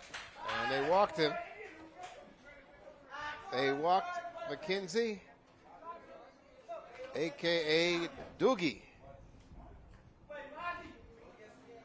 So now a timeout is going to be called, and Long Island will take advantage of this one and head out to the mound. It's a 9-0 ball game, and bases are still loaded with McPhee, who is your DH, coming to the plate. Right now, what you just want to do is for Long Island, what you want to do is you want to get out of this game. All right? You won't play until tomorrow.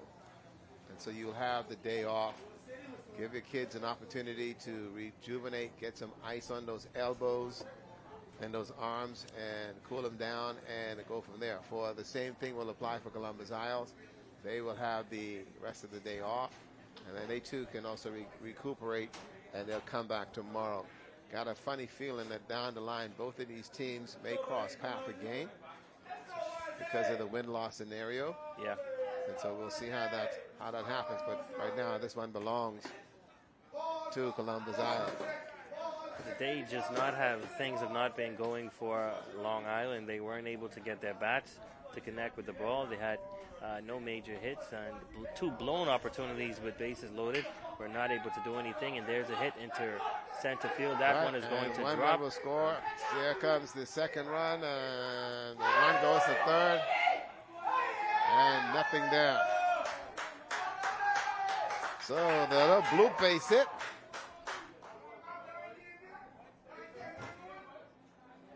Two more.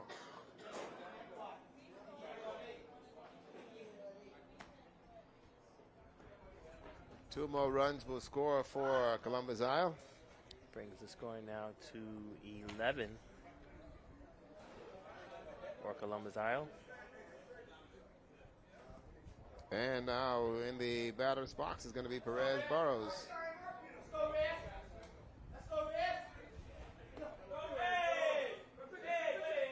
He takes a strike.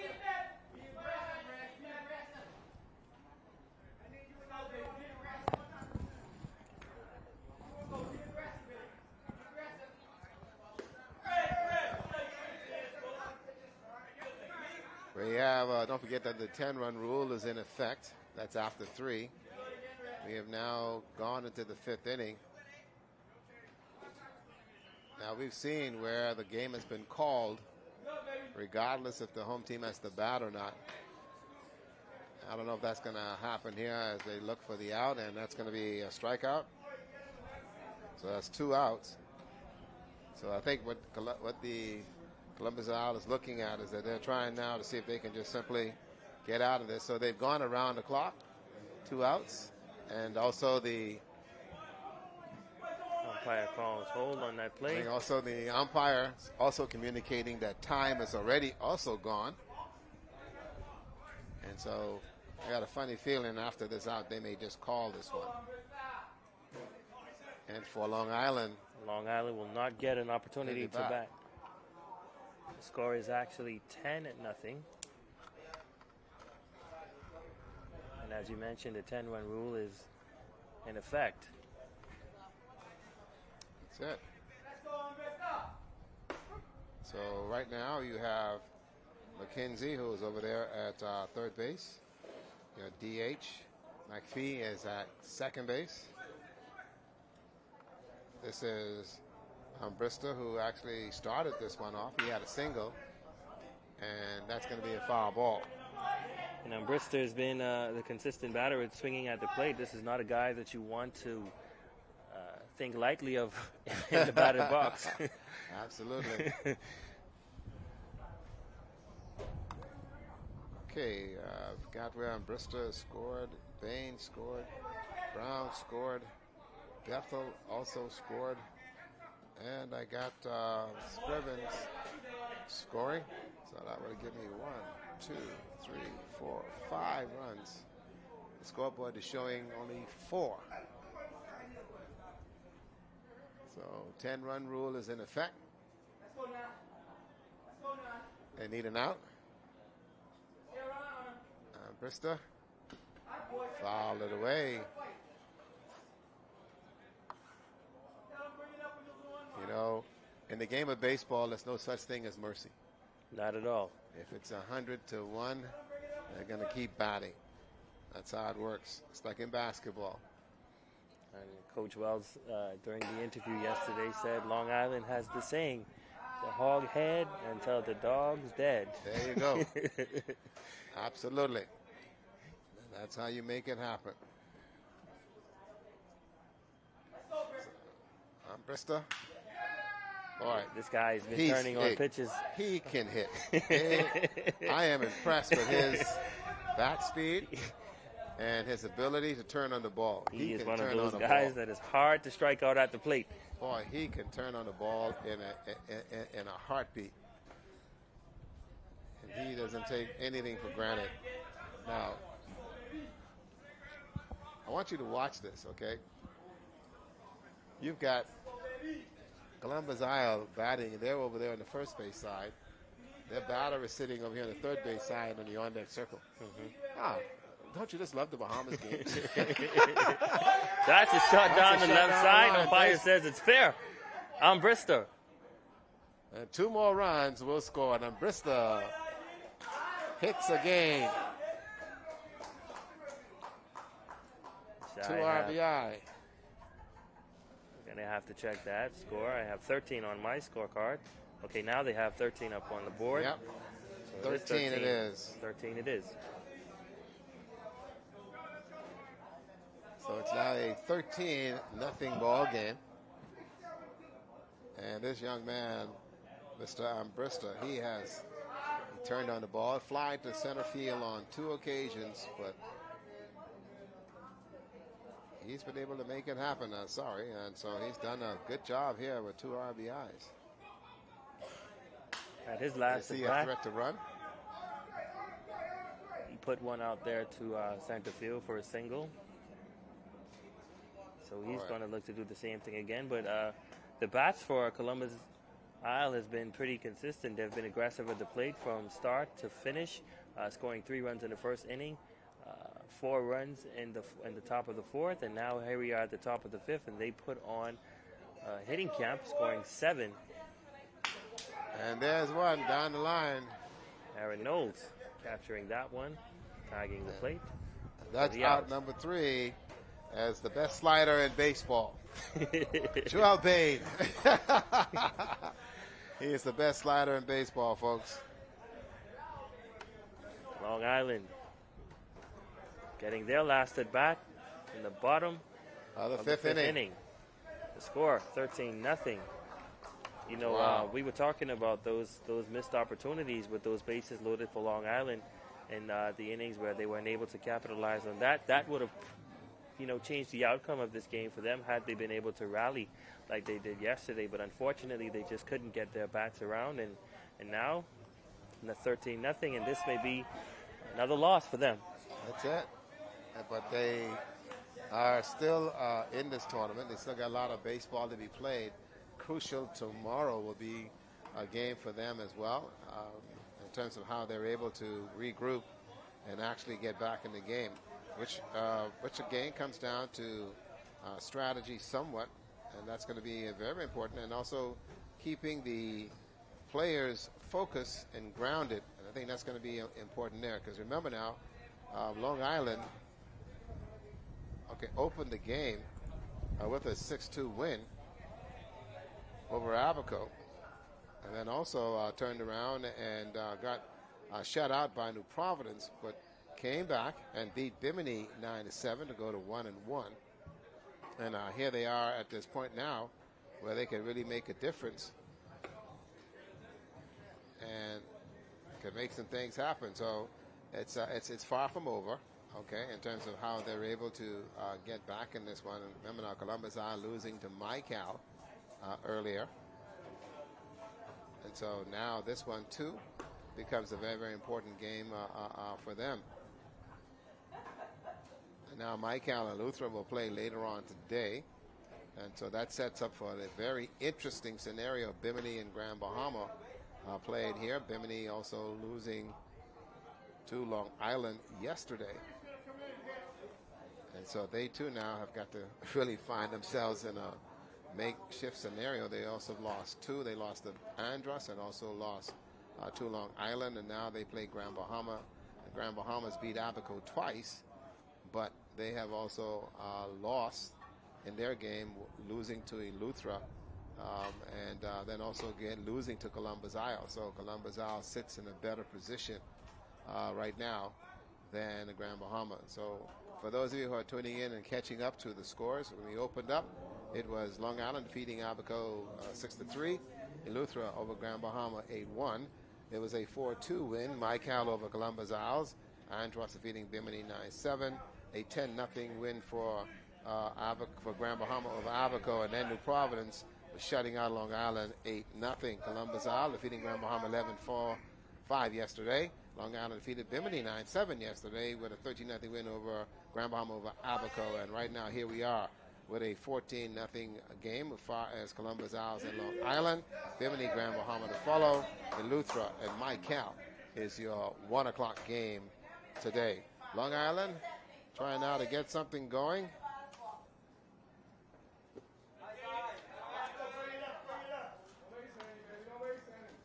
And Mr. Edgecombe is still in going there. Strong. Still going strong for Columbus Isle.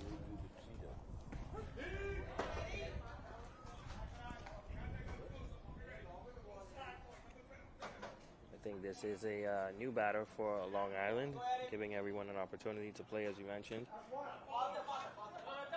We'll get his name in just a minute. Well, he struck out.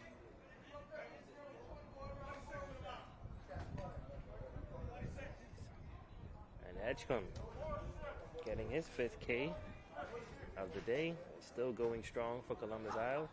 He looks at he will close out the game for them. Stepping to the plate now to Ray for Long Island.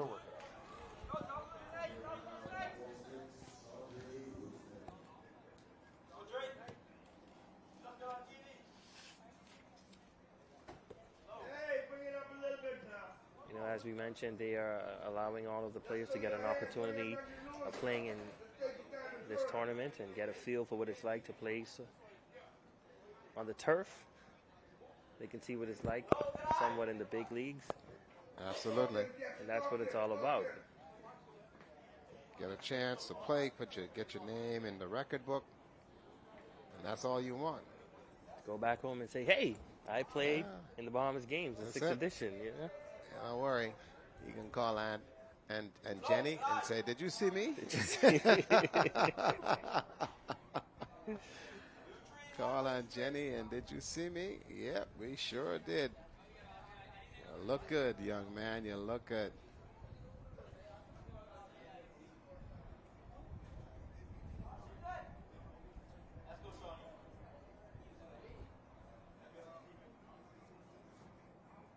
There's the pitch. That's been caught. Mr. Edgecombe still throwing strikes at the top of the 7th inning. At the top of the 5th inning, rather. Score 13-0. And it's pretty much cruising at this point for Columbus. In place, yeah. There you go. Took something off it, just letting his fielders get the play. Will they make it? Umpire says he's out of there.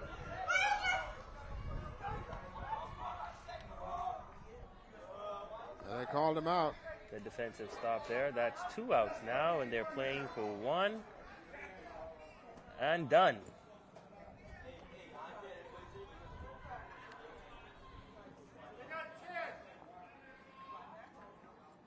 Two outs.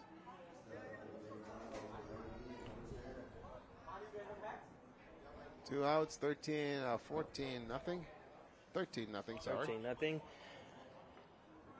This is also a new batter for Long Island coming in to get a swing, and he's hacking away. I like being aggressive at the plate, not waiting on anything, and if it looks good, listen, go ahead. That's it. That's it. This is your time to shine. This is your time. You're getting all the TV time in the world you want, man. Swing the bat. Held off on that one. Yeah, they're kind of playing with him over there in regards to the dugout, his teammates. So. Listen, I know what that is like when you're coming off the bench and everyone's watching to see what you're going to do. That's it. And letting you know. He made contact. Shortstop making a play on it. Will he get it? And that's the 3rd out. And that would be the game. Columbus Isles coming out with the win over Long Island. 13-0 at the bottom of the 5th inning. Ladies and gentlemen, do you have the singing? Yep, the Slim Lady. The Slim Lady singing this one. I'll tell you what a game this was for both teams. Starting off on an interesting footnote. But again, get it right. 13-0. And what a big win there for young Mr. Clarence Edgecombe, who had a very, very good time in terms of his performance on the plate. And he is to be congratulated in terms of how they've been able to play. There's your scorecard. As far as I didn't have many hits, but the Columbus Isles scorers, they had a wonderful time with the bat and did everything they could possibly do in order to ensure that they were able to get some scores. Coming up in a moment is going to be Grand Bahama and Bimini. Boy, it has been fun. And we're watching Coach Kenneth Adderley and also Kenneth Johnson and Ellen Ashford. Those are the coaches that worked for the Columbus Isle team, and they have been able to really show what's going on. We're going to take a quick break here, and then when we come back, we'll hear from the coaches about the game and then get ready for our second game of the day, Grand Bahama and Bimini. We're live here at the Andre Rogers Baseball Stadium. The Bahamas games baseball is underway. We'll be right back. Everyone, stay with us.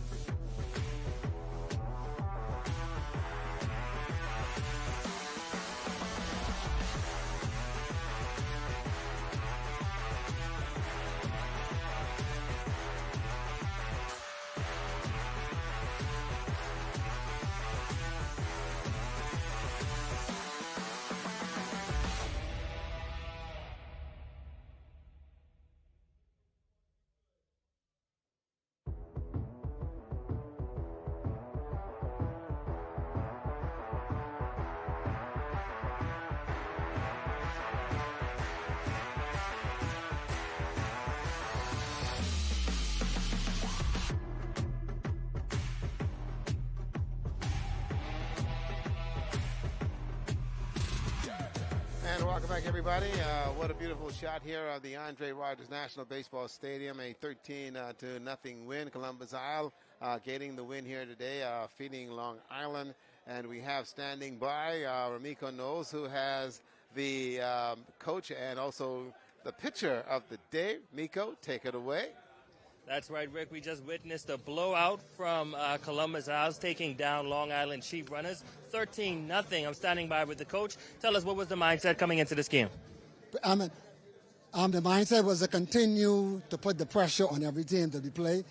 From the first inning, we wanted to continue to score runs and make them come from behind to beat us. We know we had a good defense, and so our job was to make sure we hit and score runs, and they have to come from behind to try to get us.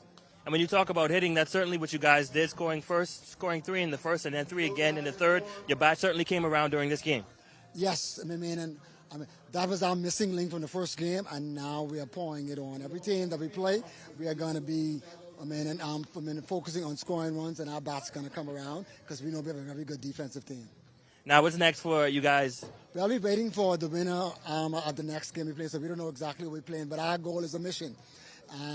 We came here as a squad together, and our mission is to win the thing. So we are taking one game at a time, so we don't know our next opponent, but we're going to be ready. All right, that is the head coach for Columbus Isles. Also standing by is the pitcher, Ferron Edgecombe, who had about 6 strikeouts during this game. I mean, you came in phenomenal, and most of throughout this tournament we've seen where they had to change out the pitcher, but you decided to close it out for your team today. Yes, sir. I'm very happy with our guys. We just came to put on a show. That's it, and that's all. But what we mainly came here for is to build connection with our brothers. All us on the team are brothers. We play like we're family. We ride like we're family. Just come out there to have fun and play ball. Talk about the camaraderie. This is you guys' first time playing in the Bahamas game. How has it been for you so far? It's been a good experience. We've been playing since we were small, since we were little babies. We've been playing together. We just came over there to put on a show, man. Absolutely. Congratulations on the win. Your winning pitcher for this game, Columbus Isles, shutting out Long Island Sheep Runners. 13-0. Ferron Edgecombe coming out with the win. Sending it back to you. You know what's coming up next. More baseball. Back to you in studio.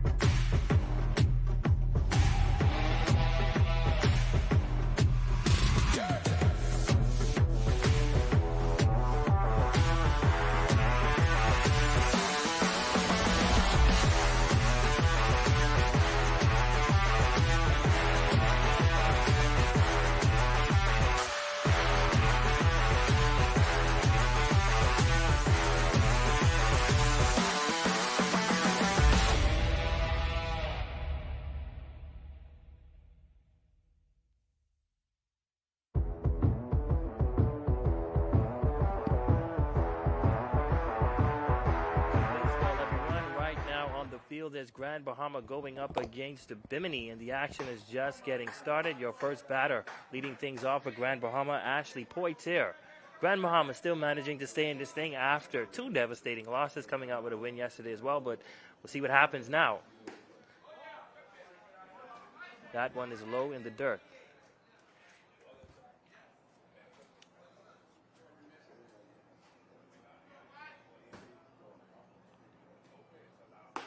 High on the right side.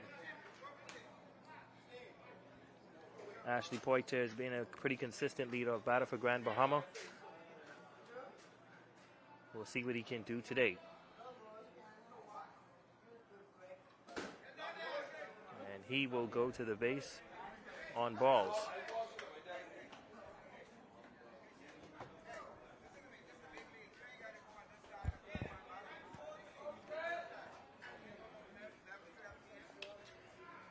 Trent Thomas now step in the batter's box, the DH for Grand Bahama.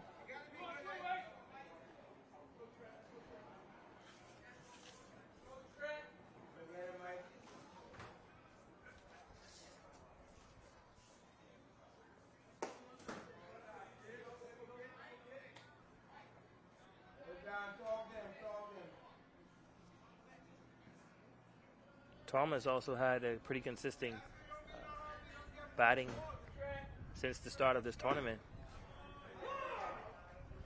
The Grand Bahama is known for its power hitting squad. The first 6 batters in the lineup is pretty much the strong, aggressive batters on the team.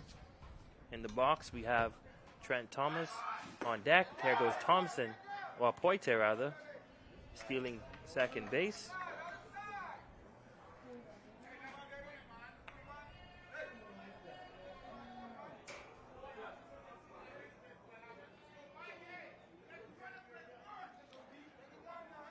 As Thomas will look to put him in a better scoring position so Grand Bahama can get on the board.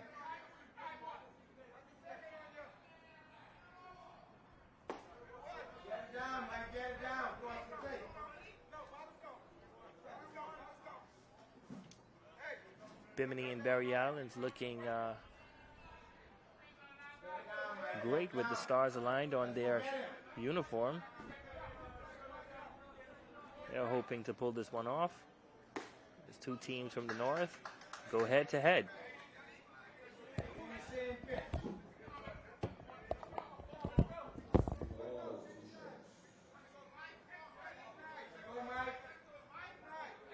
Three balls, 2 strikes on the batter now. We'll see what he does. And that one is on the outside. He will go to the base. That's the second walk of the day for Bimini and Barry Islands. So 2 batters on base now, or 2 runners on base now, based on balls for Grand Bahama.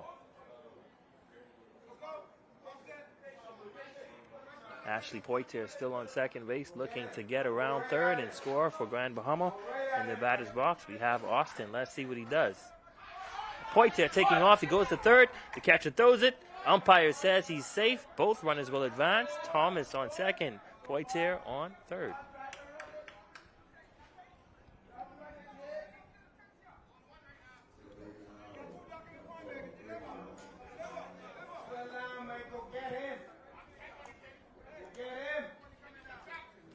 Let's see what happens. Grand Bahama being aggressive on the base. That one's hit to the shortstop. Can he make the play? The throw over to first. It's not good. Umpire says he's safe. 1 run will score. Poitier scoring the first run for Grand Bahama. Thomas moving over to third base. And Austin with a single on first.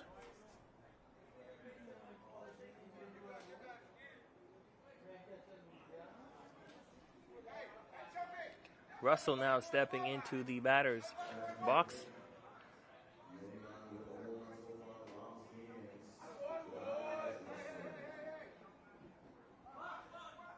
And they got him in a little run now. Let's see what he does. We're focusing on the runner on third. They got him in the run. Thomas trying to score at home. They got him for the first out.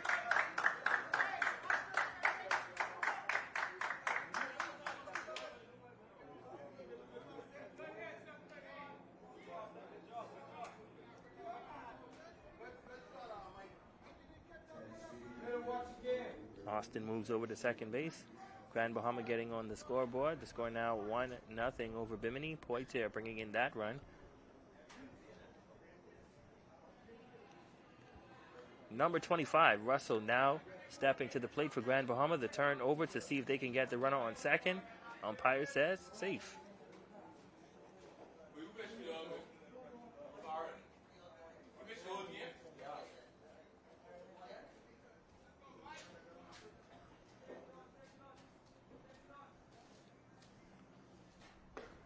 That pitch called a strike.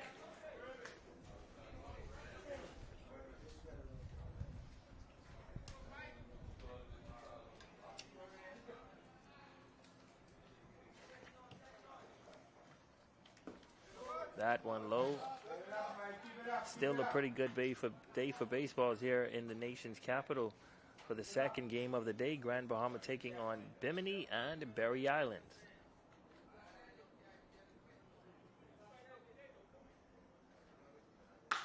Shot out to the left side. Can he make the catch? He makes the call, and a good catch to hold the runner on second. Austin putting one out there, but unable to get on base.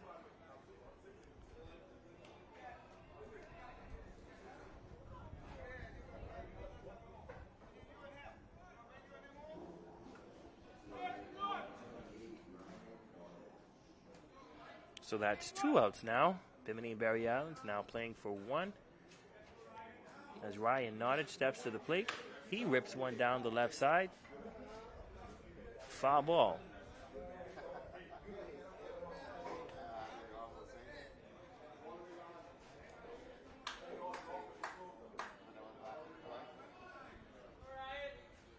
Little pep talk there by Bimini. Doing the pitching is Paul Roll for Bimini.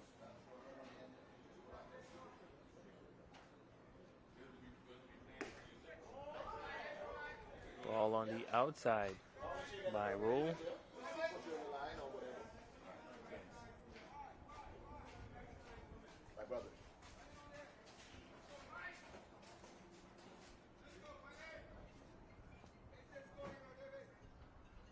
That one high on the outside as well. 2 balls, 1 strike. Nottage waiting for something to hit, for something to put in the infield or the out. We'll see.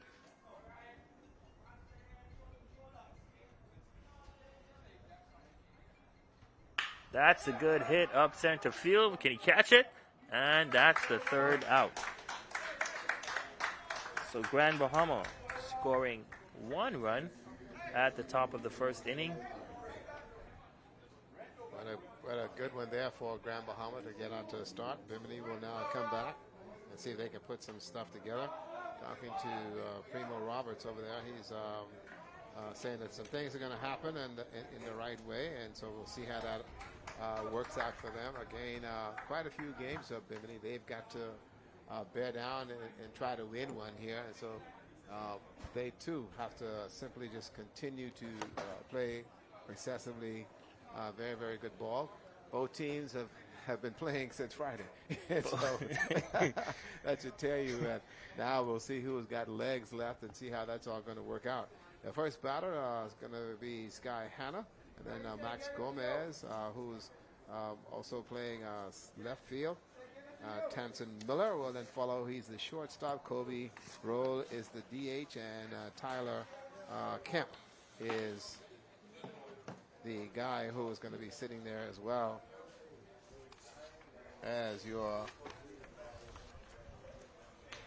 first baseman here today. So earlier today, Columbus Isle moving on in terms of the win scenario for them. Congratulations with that big win over Long Island. Long Island will now just relax and take it easy and see what they have left, and end up going from there. So we're in for a very competitive morning here of baseball. Just a few minutes in regards to times, and again the busing system, getting the athletes from the village and getting here, and then getting them on the field in time, and the coordinators, the technical director, Teddy Sweeney, wanting to make sure everybody gets loose in time and get out. But these guys are very young, so don't take them too long to get loose. And so some things can happen. Kamari Shepard is going to be the pitcher that's getting loose here for Grand Bahama. We'll see how he's able to fare. Pitching has been a key component here in this tournament. Most of the pitchers have gotten to the second inning, and then after that, everything seems to fall apart. And let's see whether or not that is the case here in this one, as the guys are now getting loose. The first batter, again, is going to be Sky Hanna. He's the second baseman. Had a pretty good game yesterday, but found himself in an awkward situation. But this is a unique matchup.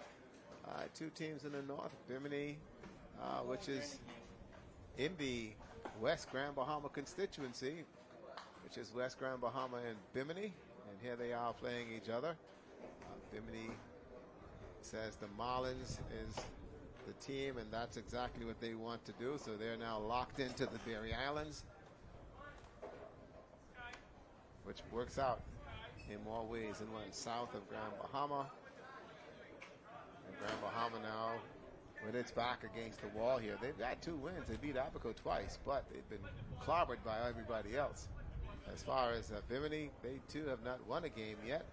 And so they're looking for anything called a W to come their way here today. Little information there. 1-0 Grand Bahama. And we are ready to go. Don't forget Eleuthera Michael is going to be the 1 o'clock game here today. That's a strike.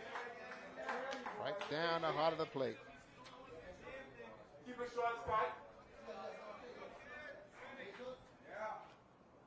The second baseman, Sky Hanna. Popped up to the right side. First baseman going over. Does he have room? Yes, and he does. Great play by the first baseman of Grand Bahama to make that catch.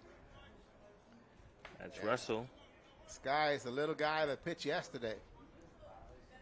Dangerous Sky, Hannah, for Bimini and Barry Islands, with a dangerous guy with a dangerous curve, because it goes to the sky. Boy, he can throw it. He can throw it. He can throw the ball. Here we go. Your next batter is Trent Thomas. He's the DH. And he jumps on that first one. Took nothing for granted. Just jumped on that and just kept swinging, and it's a foul ball.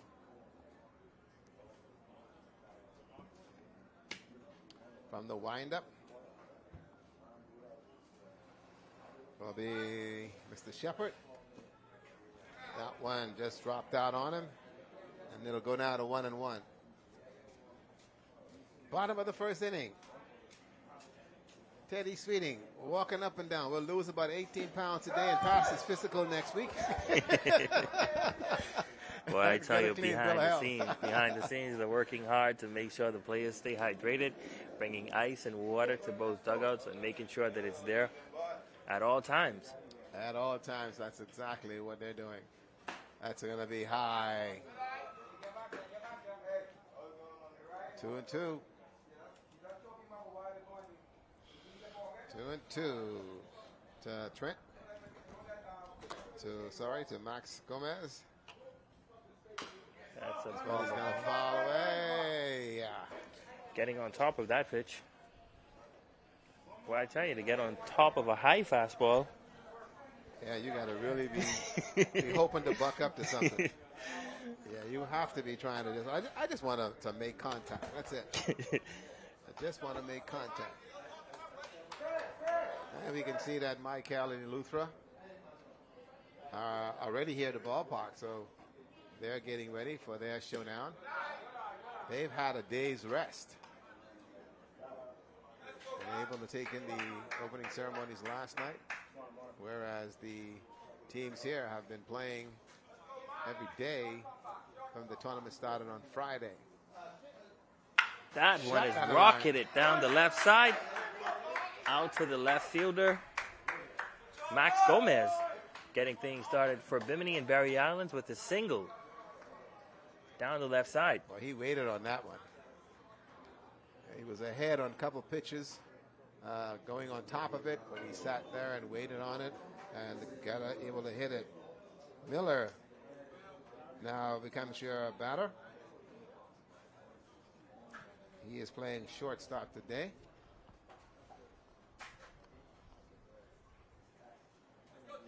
He'll look over, take a peek. Shepard looks over, and I think he's got what he wants. This was going to be hit down the right side. Miller, seemingly an aggressive batter at the plate, not waiting on anything. Swinging at the first thing that looks good. Sound like me. Just hope. Just swing, man. Look good. You're on camera. Just look good and swing. There we go. He'll take a peek over again. Runner trying to throw him off. That is a beautiful pitch. Well, I tell you, this guy from Grand Bahama has some steam behind his fastball. It's a Kamari Shepard. Looking pretty good just now. Able to throw that fastball by Mr. Miller.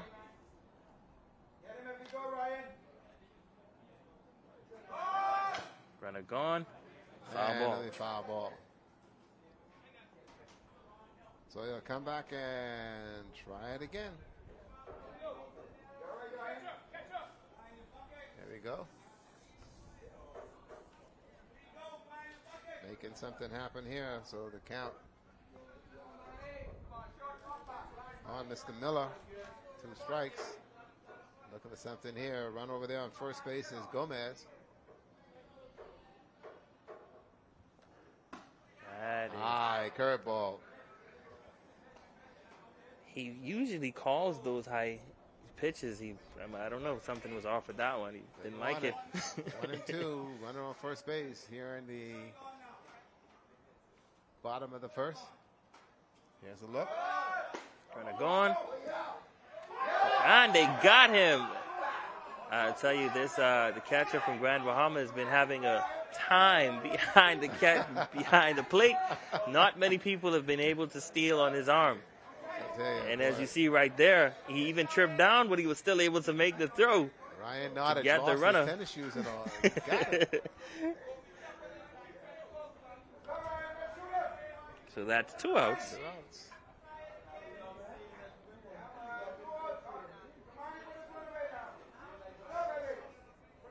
There we go. Check swing. And it goes back to the plate. Amazing. Miller putting some throws on Shepard's arm. He's staying alive in there. Yes. If he didn't check swing that one, he'd have been in trouble. With 2 outs here in the bottom of the first inning. That one is high. 3-2 says the umpire. 3 balls, 2 strikes. Here's the release.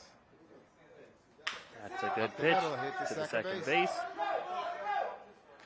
Got it. Grand Bahama looking pretty good. Looking good in the first inning of play. Able to not give up anything there. Still a 1-0 game. And so we played 1 inning of play. When we come back and go to the top of the second inning, Grand Bahama batters, Mackey, Burrows, and Barr in that order. This is a pivotal game for both Grand Bahama and Bimini here in the 6th edition of the Bahamas Games. Ricardo Leibo and Amico Knowles. We'll be back, folks, in just a sec.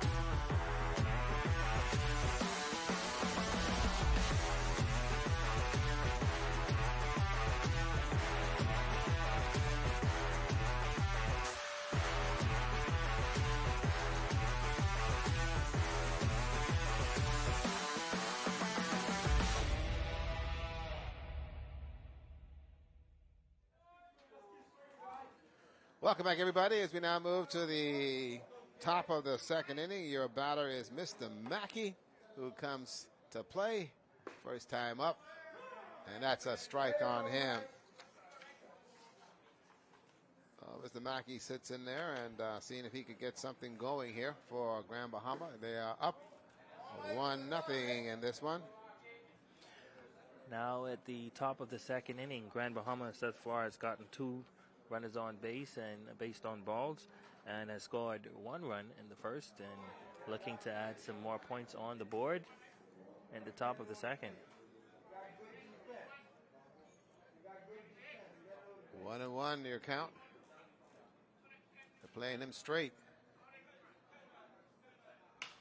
That's a pop fly over to the second baseman. And the out. There's Sky Hano making the That's play. it. The little fella. The little fella out there in second base. Little fella with the big glove. And a very good job. But there you can see Paul Roll, who is doing the pitching here today for Bimini. That now will bring up to the plate Brent Burrows, who has had a pretty good tournament so far. Swing and a miss at that one. Still looking for Burrows to put one out the park and fair. He gave us a little peek at what he can do on day 1. Now in day 3, what was he seeing? 2 in the park home runs yesterday. That's a beautiful pitch. If you're looking for something. Right. Ladies and gentlemen, boys and girls, letting you know that we didn't decide the schedule, so that's why you're seeing these games. This is the losers bracket. The winners have been sitting at home, relaxing. New Providence getting ready for their Sunday dinner. Andros also home getting ready for the Sunday dinner. They'll not play till tomorrow morning. But all the other teams, Mike Cal, Bimini, Grand Bahama, Long Island, Columbus Isles have all been playing, and Eleuthera. That's a hit deep center field. Center fielder making a play on it, and he got it.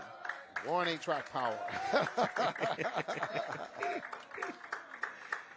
Wow, that one traveled a long way. He didn't turn on that one. If he turned on that one to the left, may have gotten which it is out of there. 320 down the line, he could have got that one to clear. But no, he set it to center field, which is 400 all the way down. And that's a big out there, and a sigh of relief there for Paul Roll doing the pitching for Bimini and the Berry Islands here. The Marlins right there in this one. 2 outs now. And Bimini and Berry Island playing for 1. Beautiful strike. Ernie Barr is your batter. He's looking for a better performance than he had yesterday. Strike 2. Ernie Barr questioning the umpires. You don't question balls and strikes, buddy. Get the bat off your shoulder.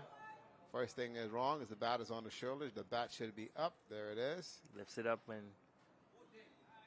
it takes a little time if you're going to lift it once the ball is released, because then you got to try and bring it around. And he says he got hit on the elbow. And I don't know where he's going. The umpire got hit on the shoulder. Says nope, come back. Didn't happen. Come back. See, this is where you got to be smart. All right, you know the ball's in the ground, so what you do, you just slide over to it. Get hit. Okay, and then you get a base. All right? So you got to be, you have to be thinking, and in terms of being smart in many cases, in terms of understanding the legality of what's going on in the game. And strike him out. That is a great pitch to retire the side by Bimini and Berry Islands. Paul. And just like that, again, Ernie Barr, he's questioning balls and striking where the ball is. It's where the umpire sees it and calls the balls and strikes. And so you end up paying the price, and that's exactly what happened. Here's a good look at the young man, and he's kind of rattled. But now, buddy, you got to hold your head, and Orville Saint is trying to talk to him and tell him straight and plain, listen, man, you got to look at the ball and hit it. Now, get out there and play defense and make a difference. And that's how the game is played. On the other side, there is Bimini. They're giving some instructions. Also, the coaches trying to make sure the players do stay hydrated, get that fluid in their system. We do have our medical team on site. They have been here from early this morning, and let me tell you, they have been here just in case to make sure that all of our players and there's no injuries, and we've been blessed at this point that these young men have played 2-3 days of baseball, two and a portion, I should say, and they have played exceptionally well, and there has been no issues at all. The only problem we've had is that when we go up to the snack stand upstairs, everything's gone. Everything's gone. There's nothing to eat. They're taking all the snacks, man. I tell you. Well, it's a wonderful facility. I dream of the day when it's all completed. Absolutely. And you can have in the foyer, as you do in many of the baseball stadiums, memorabilia, various welcoming attractions that you'll get before you do go up to the stands and take your seats and go from there. And so once the items are put in place, it's going to be a wonderful facility for baseball in the country. I'd like to see another version of this down the line where after the Bahamas games, the Bahamas Baseball Association will look at incorporating the same concept in bringing back the islands to play a national championship rather than going through the rigors that they've done in a long time and getting Senior League Baseball back. That's going to be a plus. Once we get them back, even though these are the younger ball players, it's okay. The argument has been it should have been open, and all of the ball players should have been able to play. Well, for one, Ronnie Butler said age is a number, and he was right. All those people stay home and watch TV. Here we go.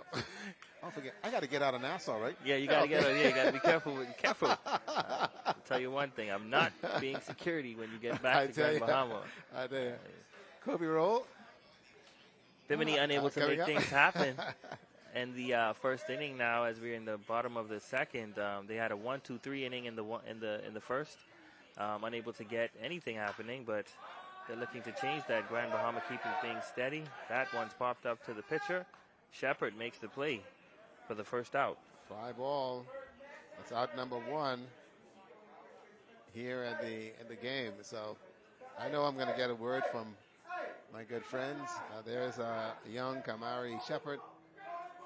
Darrell Ranger and the guys, yep, they'll be messaging me about right now at the 12 o'clock hour. Tyler Kemp in the box, ladies and gentlemen. That one is on the inside.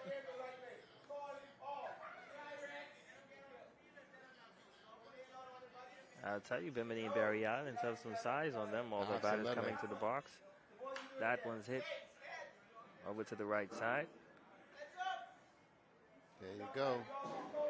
Also, Bimini has been working out down there. You know, they have a baseball stadium that they have just refurbished. And so the local government and entities down there, so they're now just getting back into the swing of things with baseball. That's a curveball high. Well.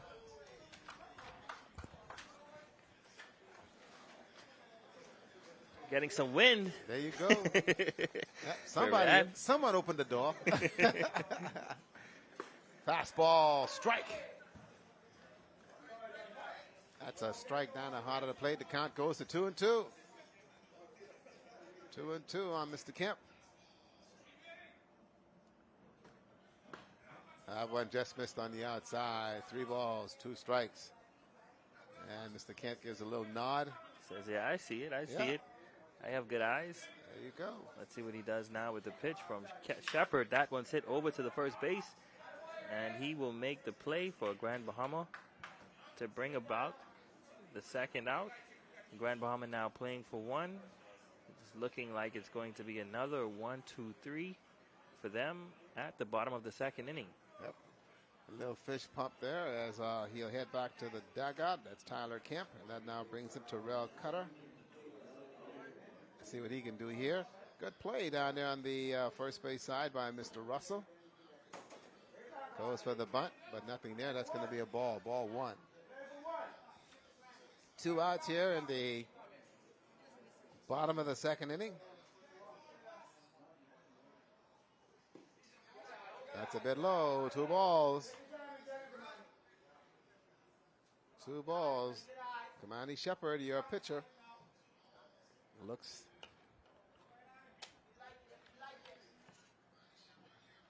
Here we go. Here's the pitch. A little bit of gas, but that's high. I'm telling you, he has some speed behind his pitch for a little guy. Doesn't seem to be anything more than about 100 pounds. There you go. But he has some speed on his arm. That's some gas. Here we go. That one's on the That's outside. So he issues a walk. So the walk for Cutter, and that now brings up Shaquille Roll. Yep, he was born during the period of Shaquille. The Magics? Yep. Boy, that's why you name all these children after these players. Kobe, Shaquille, Kareem. Boy, I tell you. Magic. You name it. High fastball. Nothing there. I tell you, what an era when you have sports enthused parents and they drop a name on you. Runner on first base. Shepard looks over. Here's the pitch. Popped up into the air. Center fielder looking to make a play on it, and so is the second baseman who's calling for it. Second base got it. There you go. Shortstop, rather. Shortstop, and that's going to be the out. He went far for that one. He did. They leave one on base. So another Scoreless inning. Another scoreless inning. It is a 1-0 ball game between Grand Bahama and Bimini. We'll move to the third inning, and when we come back, Grand Bahama will be on the offensive side. We'll start from the bottom of the line when we end up going with McHale and then go up to Poitier and Thomas. We'll be back, everybody. Lots of baseball ahead for you right here from the Andre Rogers National Baseball Stadium.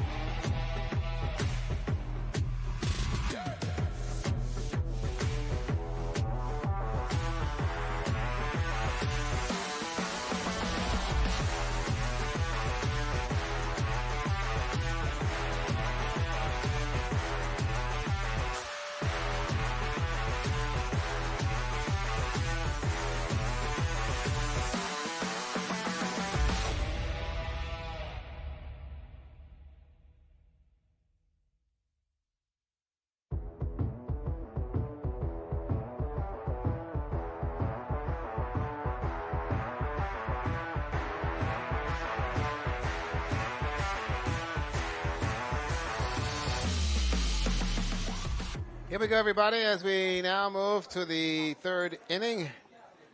And this is the top of the third inning, and Grand Bahama leading it 1-0, and your batter is Mr. Bethel.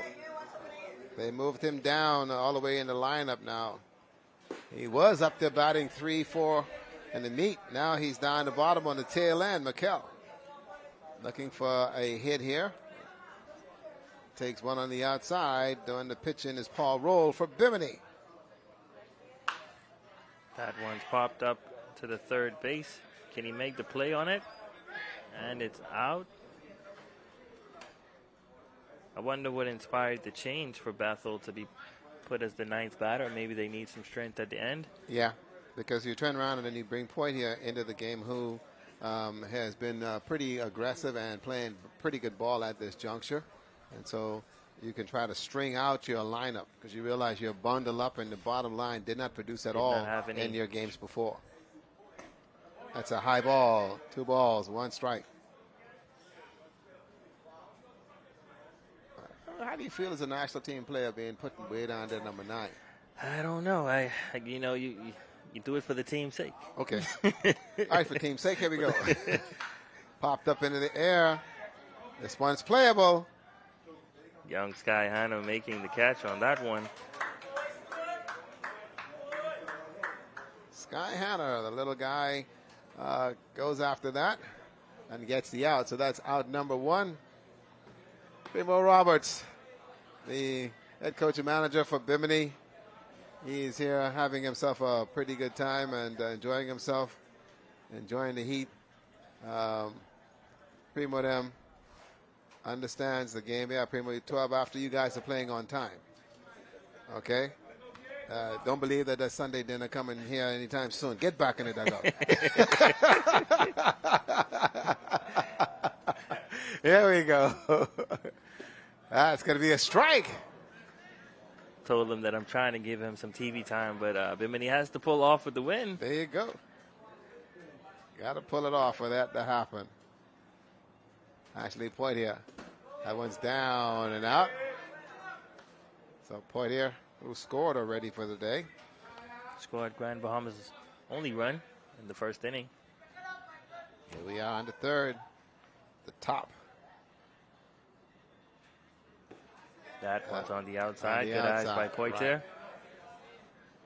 Take a good look now in terms of what Paul Roll is doing. Heat 2 now. Here we are on the 3rd.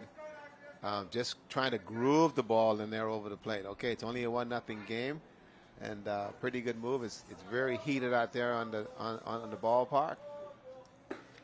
That's a strike. There you go. So he's. And as the picture, you have to remain composed. The game is pretty much in your hand. You want to save your arm for the long distance. You don't want to run into problems and start throwing balls and getting into trouble on the bases. Just grooving it. That's a little hit by Poitier. Dead ball. Dead ball hit the plate and Just rolled got on out top of that a in the little foul, bit too much. yeah. Now you've got a full count. So Poitier is going to have to be smart here in terms of his being able to run anything that you end up getting to. Remember now, they're playing him back. And on this thing, bunting, the ball just continually runs. So he's going to have to run this one out. That is a good hit down the third base line. He played for the ball, unable to make the throw. Safe on first. So Poitier gets on base for the second time today. He beat that one out. Yeah. And going from there. It's a long throw from third. That's it. So right now, gonna make sure it happens. I'll let the folks down there in Bimini know all is well. Grand Bahama now with a runner on base. Trent Thomas will come into bat now. Smart move here by Mr. Paul Roll, the pitcher. And he's going to change the ball. Take a little break here, get everybody to get rejuvenated. Now, I want you to know, folks, that the baseballs they're using have changed dramatically compared to what was done a long time ago. Those leather balls cost you a fortune. And so, just like softball, they've now gone to that restricted flight ball. So guys like Ramiko them can't get $1 when you bring them back. Oh, boy. what a payday that was. Those were the good days. Those were the good days. I stayed beyond the fence. I tell you, it's a collectible as they come out. I'm excited to see softball in this action, man. I'm waiting on that days. Yep. Only a couple days away. We go. really go to softball. Right now, it's all about baseball. Ball is high there to young Mr. Trent Thomas. He's our DH in the ball game. 1-0 in favor of Grand Bahama, top of the third. That one's hit deep center field. The center fielder making a play on it. And he got it. He tracked that one pretty well. The throw over to second. Fly ball out there to center field. And that's out number 2. Still on first base, waiting for transportation is Ashley Poitier. Mr. Austin, your catcher. Wow, that was kind of interesting there. To fly that one way back out there. Runner on base. Austin Off with the a fist. nice base hit That's between going to drop in. center and right field. That's a good hit. Nice base hit there. Runners will advance. Base Got hit jammed number on the 2. fist, though, and then he's able to still push it out there, which is pretty good.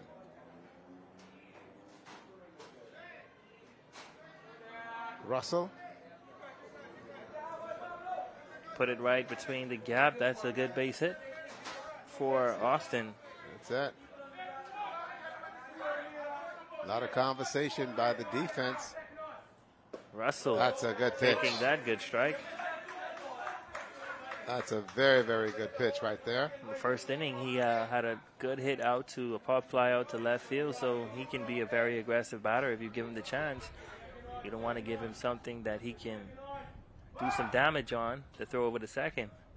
Umpire says he's safe. That's a very good move there by Paul Rule to go for the pickoff there at second base. Poitier has already stolen a base on them earlier today. And they know that he's a threat to run. And so that's one reason why they want to keep him close. High ball. 1-1.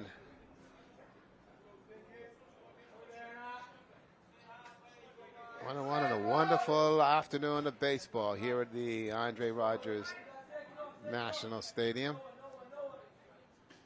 That one's a little low. Took something off of that. 2-1. Pretty good pitching by Rule so far. Bimini has only walked about 2 batters. Here now in the top of the 3rd inning. And we've got 2 outs. Game is going by rather quickly. That's a hit over to second. Sky Hanna looking, and he fumbles it. He throws it home. Poitier looking to go. They got him in the rundown. Will they get him? Umpire said, oh, he's out of there. Great defensive play there by Bimini. Most definitely. Great heads up play there to get Poitier in the rundown. He's unable to get back to third base in time. So nothing out of that for Grand Bahama. And they end up leaving 2 on base. And Bimini able to get out. Here's the rundown. Get the tag right before he gets in the bag. Perhaps if he had gotten down just a little bit earlier. Caden Walker ran him down. Ran him down from home plate to third base. Caden Walker, with all that gear, ran down Ashley and tagged him in the back 4 feet from the bag. Great defensive play there by Bimini in order to make sure something happened there. So now some questions going to be placed to Grand Bahama with regards to now they have left themselves in a situation. They left 1 on base in the first inning, and they did it again here in this one, and so this time 2 on base, and those runs become very, very essential when you get in a game like this, a 1-0 ball game. This could go either way here in the 3rd inning, and now too, here you are by the 12 o'clock hour when you're now looking at the heat and the exhaustion, but the difference is you have Kamari Shepard, who's doing the pitching for Grand Bahama, and still looking good so far. Paul Roll, who is throwing a pretty good game at this juncture for Bimini, and see if he can now make something happen. We now go to the bottom of the line, and get this. Caden Walker that ran down Ashley is now going to come up to the plate, and then you're going to have Paul Roll, the pitcher, who will be coming up as well. So, boy, this one has been good so far. Absolutely. It's going by pretty quickly. As we're now in the bottom of the 3rd inning, it seems as though the game just started, but that is as a result of those 1, 2, 3 outs from Bimini. The Grand Bahama has just been doing exceptionally well on playing defense, and Kamani Shepard has been throwing the ball pretty well. See if he can make sure I get something here done. And so Bimini now really trying to see if they can get on the scoreboard. Down 1, we're midway in this thing here in the bottom of the 3rd inning. This is when it becomes interesting in terms of how the players are able to manage and able to fight off that fatigue, stay hydrated, and make it happen. Robert Grant in the batter's box now Yep. for Bimini and Barry Islands. The pitch by Shepard. Swing and a miss.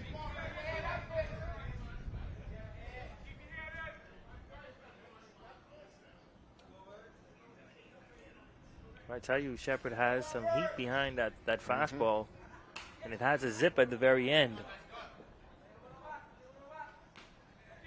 Grant fouling that one off.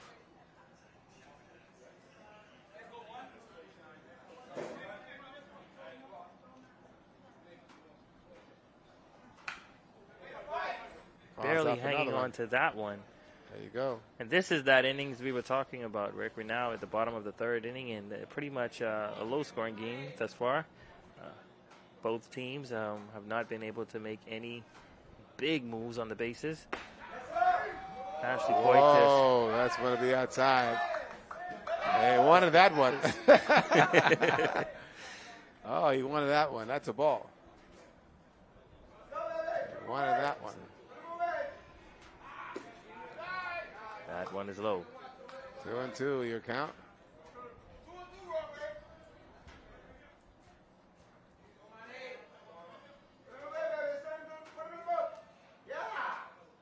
No. Curveball, and that one's going to be high. Eleuthera. Michael, that's your feature game today. One is And high. walked him. So Grant will get on base after getting walked by Shepard.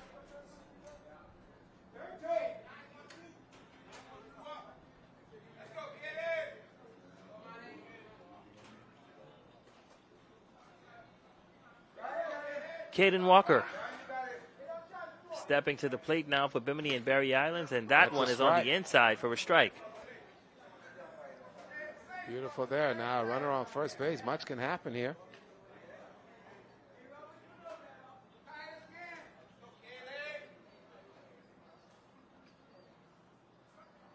That one's hit high for a foul ball.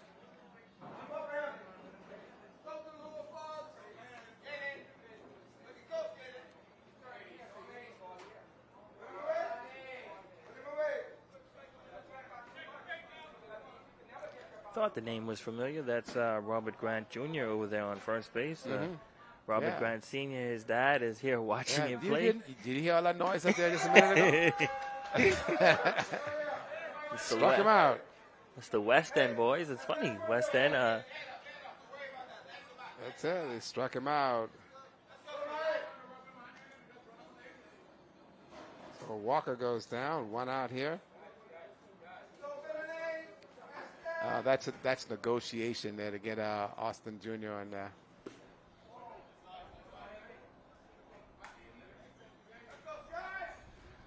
That is the first strikeout for the game that we've seen. Your little friend is now Hannah. up there, Sky Hannah. That's one's on the inside.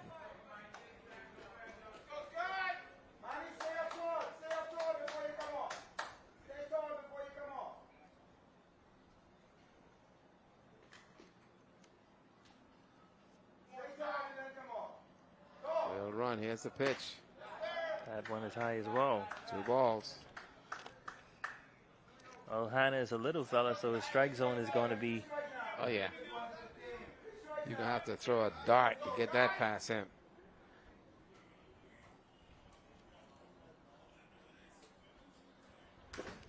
Oh, and he's not afraid to swing the bat either.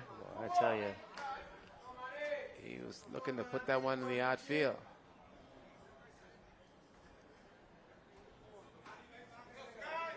I like this little guy's attitude. He plays and plays the game for what it's worth. High inside. That's going to be a ball, and he will go down to first base. So it looks like some things are happening here now for Bimini. Max Gomez will now be your batter.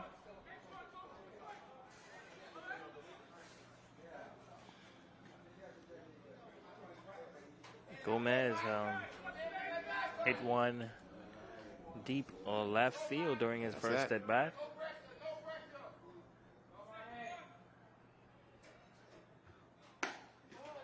Go inside on that one. That's going to be a ball. Runners on first and second. One out here in the bottom of the third inning, and Bimini threatening. 1-0 is our score. Yes, sir. Good pitch there by Shepard.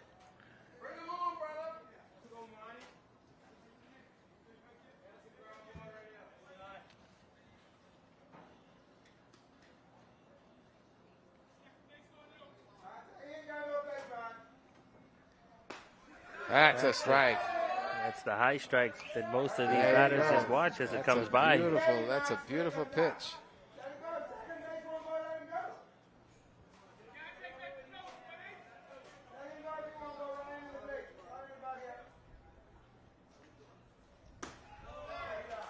That one's high in the air.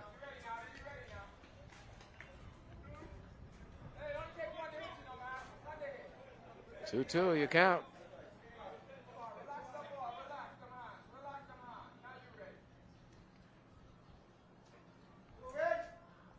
That is a hit right back to Shepard. He will make the play to second, what the umpire says. And they'll get the force at second base.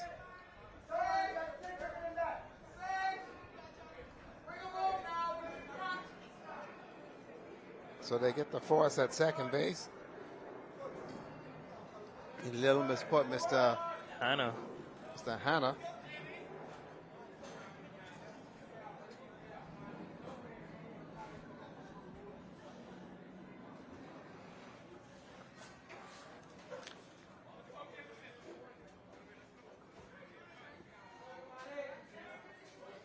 Miller now to the plate for Bimini and Barry Islands with runners on first and third.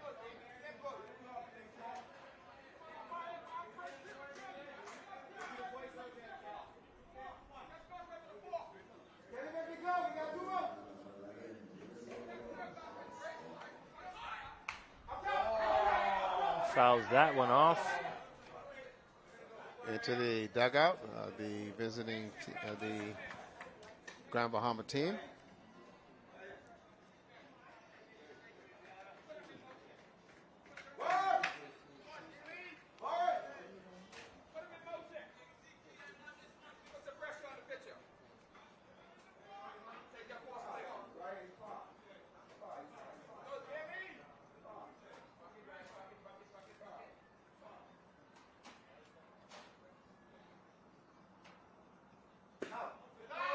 That's a strike.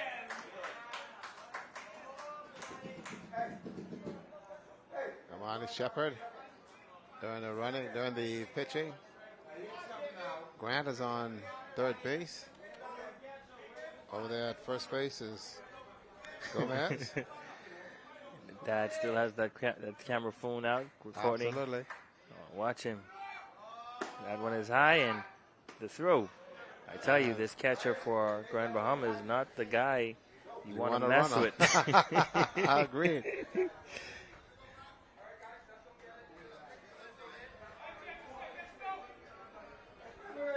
It's Ryan Nottage behind the plate for Grand Bahama. He's been making some pretty exceptional plays in terms of getting runners out as they try to steal on him, but they are not on that arm. Make sure Shepard trying to keep him close. Trying to keep him close. There's a good look. This is the third inning, the bottom. This is when it gets to be really crazy. Good curveball. That is a great curveball. Shepard getting his second strikeout of the game. Taking out Trenton Miller of Bimini and Barry Islands, who now heads back to the dugout. And can't believe it. He simply just can't believe it. And he is going to get an earful from the coach. We're going to go to the fourth inning. We've got a break coming. Grand Bahama still up in this one. 1-0 your score. We'll be back in just a moment.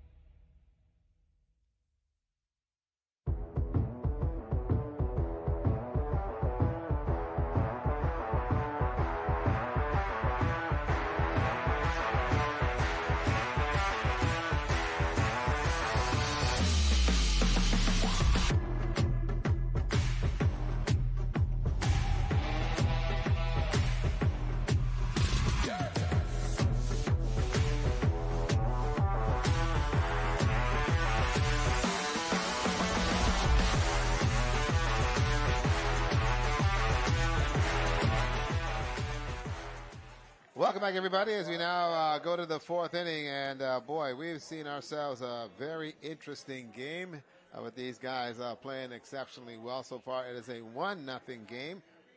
And that run coming by Grand Bahama in the first inning. And thereby Bimini unable to get anything going in regards to how they're able to get things going. We now go to Mr. Ryan Nottage, who's in the batter's box. And still doing the pitching is Mr. Paul Roll for Bimini. That was going to be down in the dirt. Wow, what a day that we've had here so far. Very good game earlier today. I can tell you we had ourselves a dandy of a game. Columbus Owl defeating Long Island 13-0, swinging on a miss. That's a strike. Let's see what he can do here.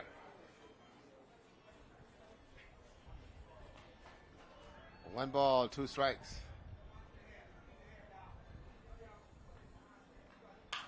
Curveball. That's going to be popped up into the air. Second baseman is underneath it. Okay, and they'll get the out. One out here in the top of the fourth.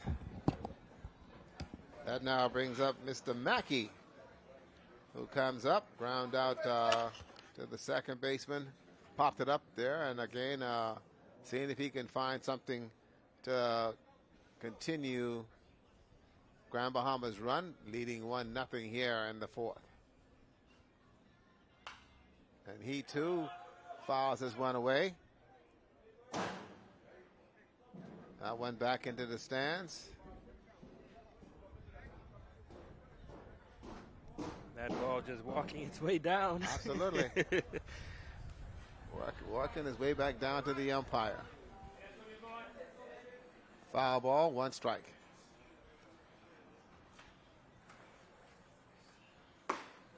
That's a strike, a high fastball. This is our second time seeing Mackey at the plate for the day. In his first at bat, he hit a drive over the third base. That one outside. 2 balls. Well, 1 and 2, says the umpire. 1 ball, 2 strikes. That's right. 1, 2. That's right. 1 and 2. Curveball popped up into the air. Center fielder has a beat on it, and he's out. 2 outs here in the top of the fourth inning. Brett Burrows comes up. Brent Burrows has flied to center field. This is his second appearance. He likes to pull it down the line. And he sets up in the batter's box to take full advantage of left field. That's a strike. By the looks on his face, he didn't like taking that one. That was the one that he could have picked up and drove. Let's see what he does here. Here's the pitch. Back at the pitcher up the middle. Shortstop looking to make a play on it. Will he get him? And yes, he does. Great stop by the shortstop there. A 1-2-3 inning there as far as Bimini is concerned. And so that's ideal. And quickly, the Bimini coach wants to talk to his players. Here's the replay for you. Ball right up the middle. This artificial turf, the ball moves pretty smoothly. Nice timing there by the shortstop. Little flip throw. Yeah, got him by just a half of a step. And he's out. So we have an interesting scenario coming now, because with both teams looking at here we are, the midway point here in the bottom of the fourth is when you really now got to start thinking we need to generate some runs. And Bimini needs to generate some runs. Just a minute ago, they corrected the scores to make sure everyone knows exactly what's going on. It's only 1-0. a 1-0 game. They had showed 2. The scorer had it as 2, but they corrected it. We had to remind folks that Ashley Pointy got run down by the catcher. And so he's out. So that run did not score. And so for that, they turned around and worked it out where they're able to get them back into play. So we're back to live action here as the officials on the field, the umpires, have had their water break like the players. They've been told by the medical team here at the Andre Rogers Baseball Stadium to stay hydrated, and we're doing the same. Water, Gatorade, we've got it here to make sure we stay relatively cool. There's a shot of our fans that's up here, the ball players, and the fans are sitting there enjoying the game, enjoying their National Baseball Stadium in the Bahamas Games baseball segment. Absolutely fantastic to have you here with us here today. Mr. Roll comes to the plate, and he now is looking to get something going. He popped up, and now to first base. He's a big kid. If he gets a bat on it, look out. And goes to the right side again. And that's the second time he's popped up to the right side. One out, just like that.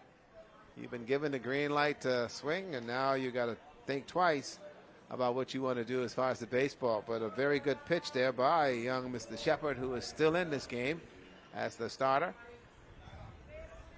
Now we have Tyler Kemp. And Kemp takes a strike. That one was just grooved in there. He didn't even blink at it.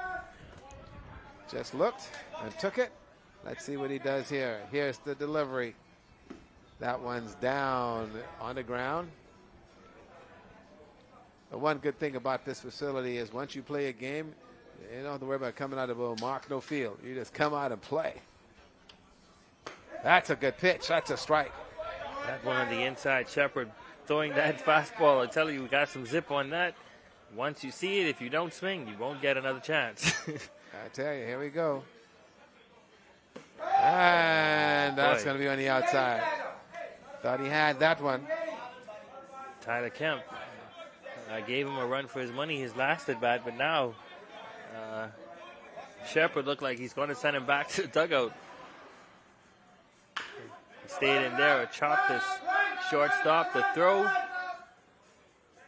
Got him on the run. Got him 6-3 if you're scoring at home. That's out number 2, so 2 outs there.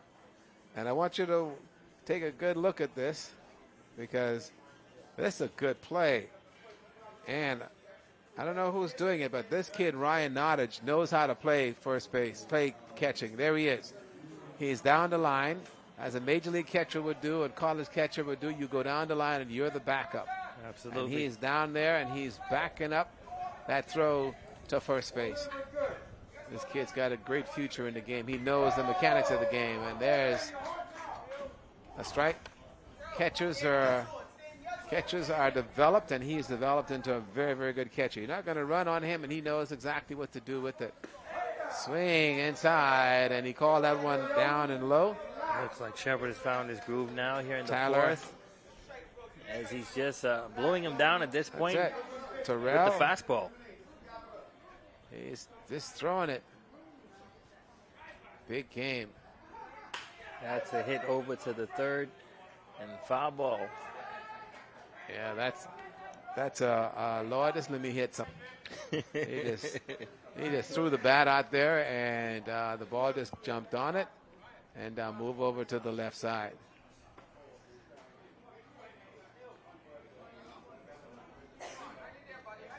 He'll get back into the batter's box. Terrell. He was walked on base doing his first time at bat. Almost got him. That's a ball.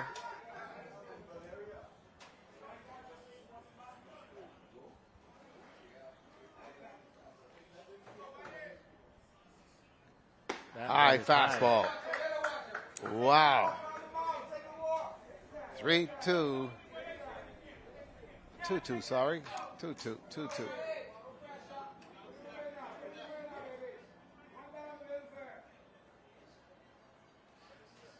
Got him on a swing. Shepard getting his third K of the game. This guy is really throwing the ball. So, ladies and gentlemen, boys and girls, we've completed 4 innings of play. It is still a 1-0 ball game. Grand Bahama leading Bimini as we go to the 5th, a crucial inning here for both teams. It's moving quickly. We're going to take a break. When we come back, the 5th inning stretch here at the Andre Rogers National Baseball Stadium.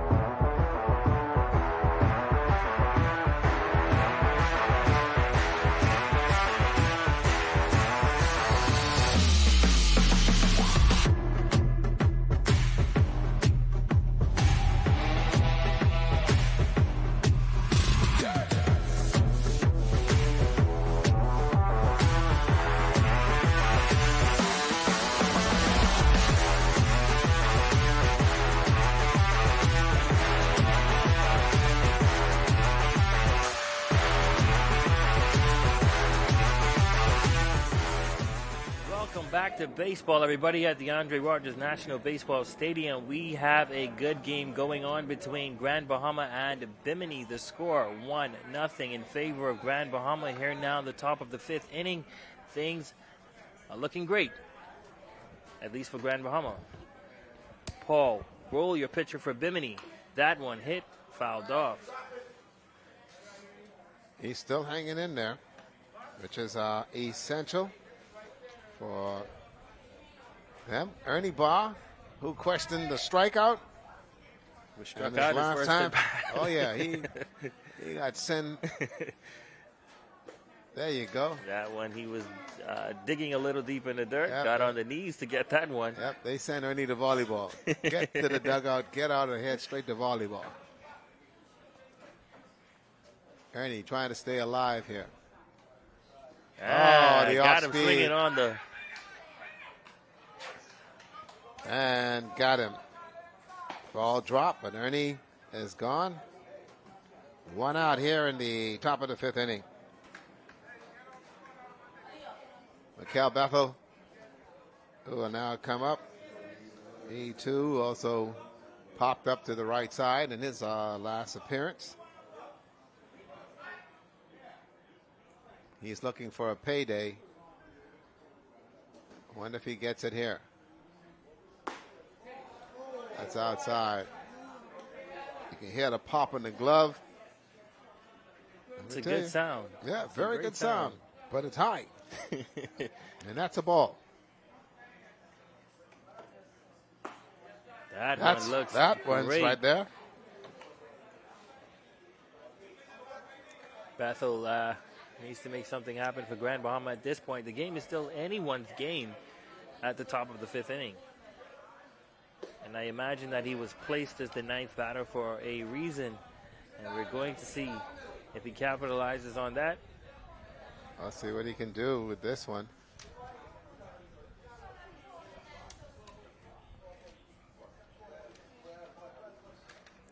That one hit over to the shortstop.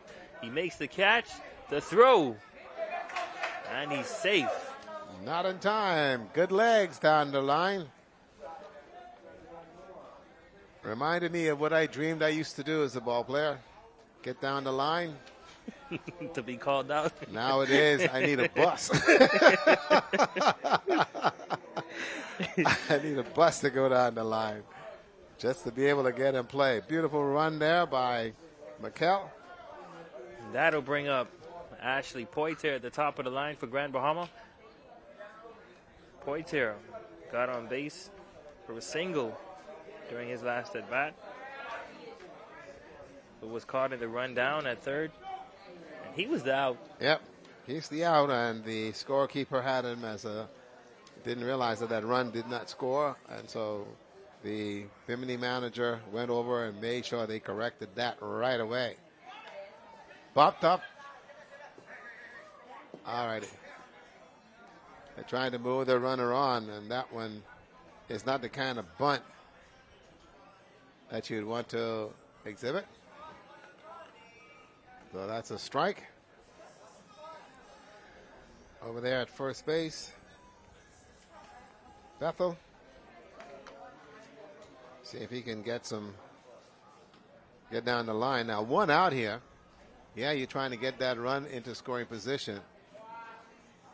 Bethel's got speed, so he may try to run, but he can't run because you got a left-handed pitcher, and they're going to try to keep him right close. Ball gets away, then you can move down the line.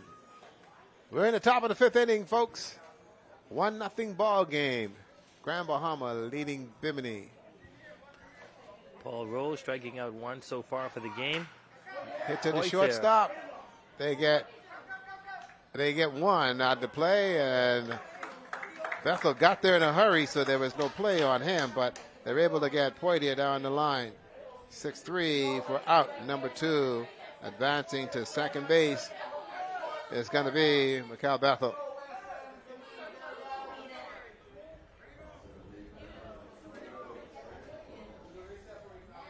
Okay, Trent Thomas. Runner in scoring position here. His third at bat for the game. Took a strike. Just walked on base his first Wow. at bat, and then hit a fly ball out to center field.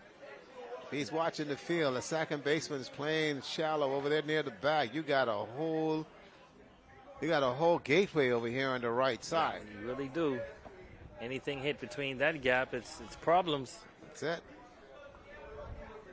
He's There's watching a good look at the runner. Paul Second Rowe base.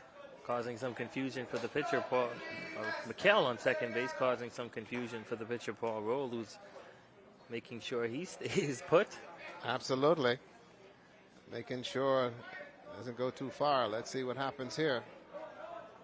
That one's hit high to the right side. That will be fouled off. It's the right idea, but it's foul. Got it in over the second baseman's head. It would have rolled and rolled and rolled, but no, nothing there. So far, Bimini has played a pretty good, solid defense for much of the game, but only giving them that one run in the first inning. They settled down very quickly, and now they're back in this. 2 strikes here on Mr. Thomas. Marvel Saint over there giving Trent the go sign. Ooh, that is a nice pitch by Paul Rowe. Strikeout number 2 for him here at the top of the 5th inning. Trent can't believe it. And that curveball is right there. It looked like a high pitch, but because he didn't have much of a zip on it, it just bend and come into. Here's that pitch. It looks pretty high, but watch it come into the strike zone. Yes. Man, oh man. Caught that corner. He's like, yeah, I got There it. you go. There you go. Caught that corner. And there you have it. So we've seen 1-0. pretty good pitching from both Shepard and Rule from Grand Bahama and Bimini, keeping their teams, the scores at pretty much low at this point.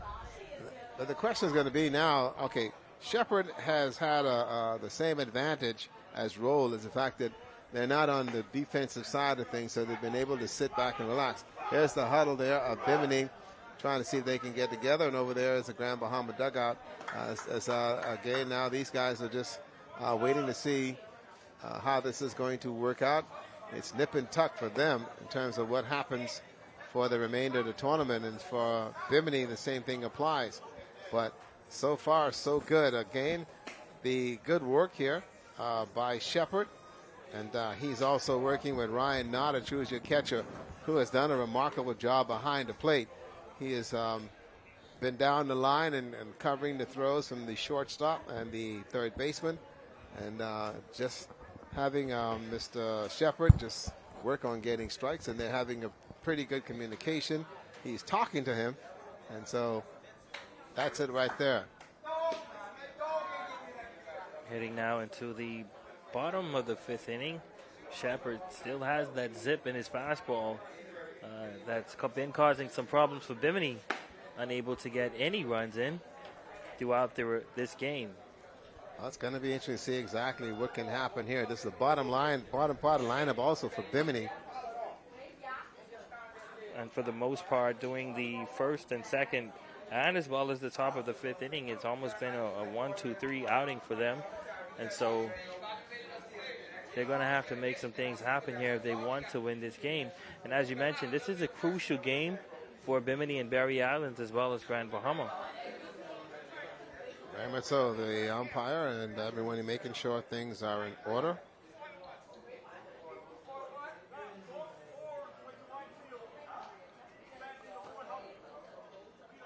Okay. So they made some switches. So the second baseman's gone to right field. They bring the right fielder in to play a little bit. And now let's go as Bimini wants to make something happen here in this one. That's a curved ball. That's nowhere near the strike zone. This is Shaquille Roll in the batter's box now for Bimini and Berry Islands.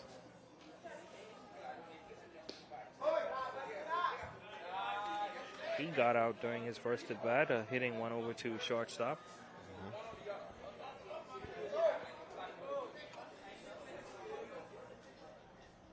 There's a swing and a miss.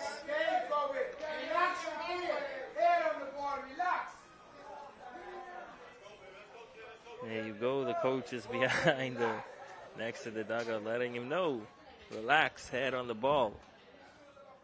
There's the swing over to shortstop again. Will he make the play? Got him for the first out. Out number one. A good play there. Good arm as well by the shortstop to get that one over there. So again, young Mr. Shepard still in it, leading 1-0, one out here in the bottom of the fifth inning.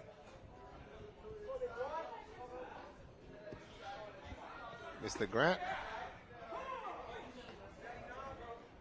takes a strike late. Had procured to put down a bunt, but nothing there. Grant was walked on base during his first at bat, but now he got a hit over the shortstop. The throw got him.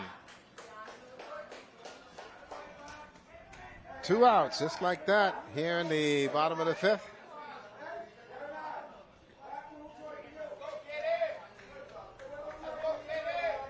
And that'll bring up Caden Walker for Bimini and Berry Island.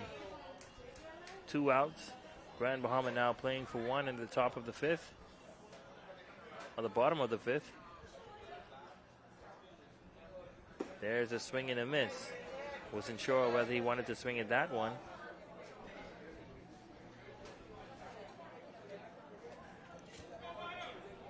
Shepard also called a strike. Strike two. Let's see if he can send this one back to the dugout to retire the side. And foul ball. Walker staying alive in that one.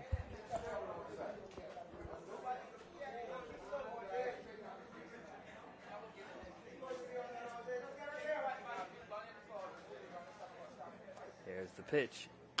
Got it over to shortstop. He makes the catch. Can he make the throw? No, he's safe on first. Beautiful stop by the shortstop of Grand Bahama. That is Austin over there, was able to make 2 plays to get the first and second out for Grand Bahama, but the third, no way. There's the hit. The throw over to first, safe.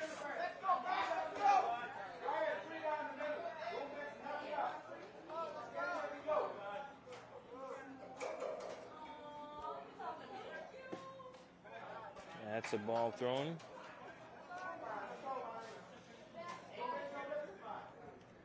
Sky Hanna in the batter's box for Bimini and Berry Island. He has a runner on first. Let's see what he does. Wild pitch thrown, and Walker is taken off. He's now on second. Bimini playing aggressive on the bases, looking to get themselves in scoring position and get a run on the board. Very, very important here. They need to make it happen.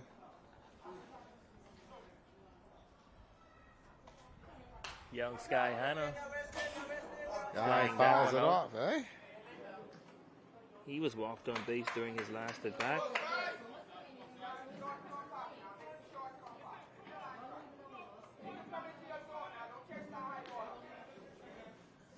Well, let's see what he does now as Kamani Shepard. That one is low for a ball.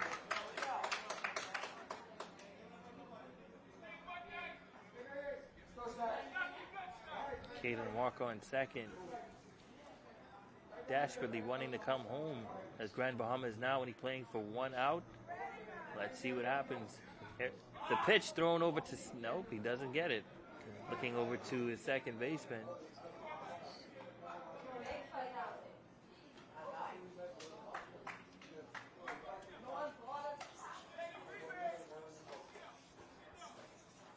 It's down and out. And he's now walked him.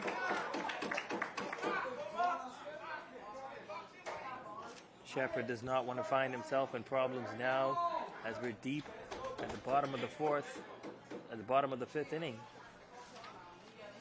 Grand Bahama leading this one 1-0.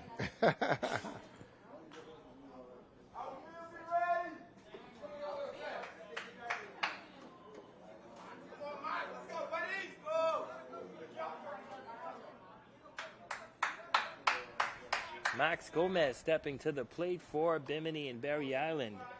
Let's see what he does with a runner on first and second. That pitch is on the inside for a ball.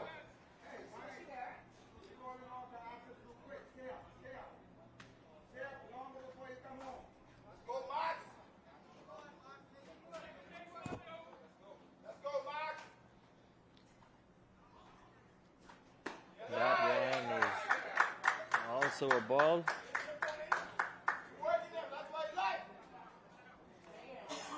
Going to be interesting here now as Shepard now finding himself playing from behind. Count now 2-0. Grand Bahama only playing for 1. That's a strike.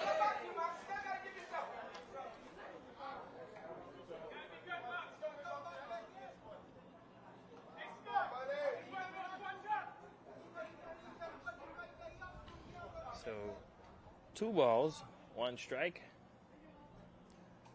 That one is also called a strike. 2-2. Grand Bahama playing for 1. Runners on first and second.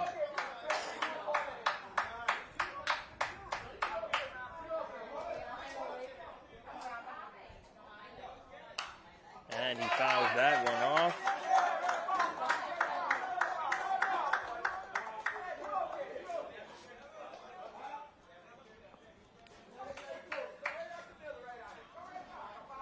Bimini dugout very much alive in the bottom of the 5th inning, letting him know to stay in there.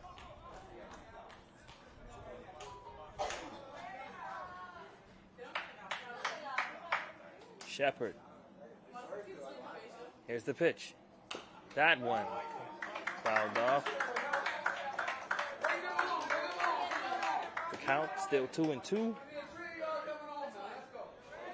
Gomez is staying alive at the plate.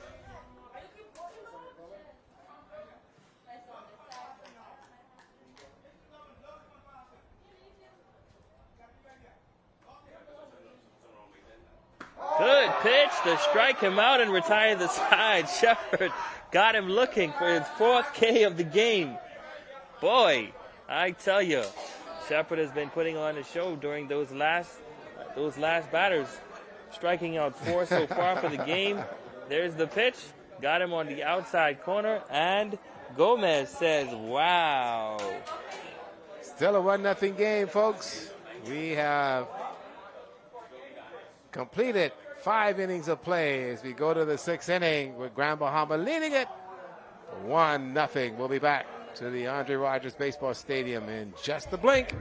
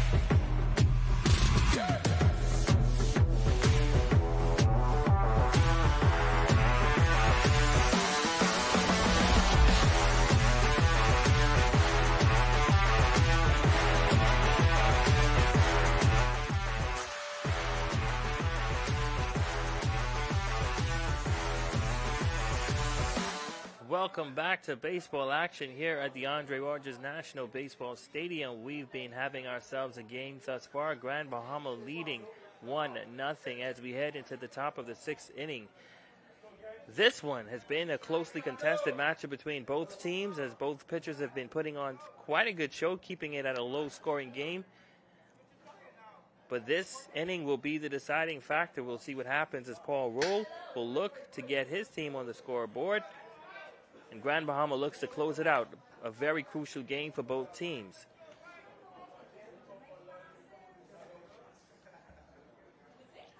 Austin at the plate for Grand Bahama.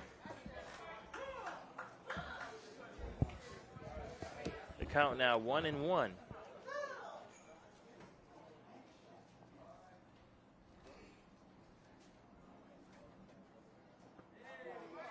That one is thrown into the dirt.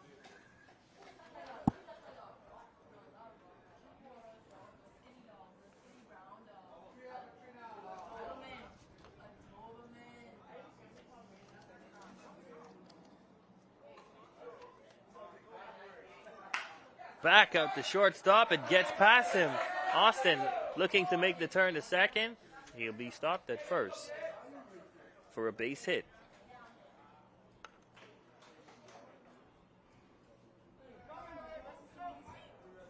So Grand Bahama starting things off with a base hit from their leadoff. Austin.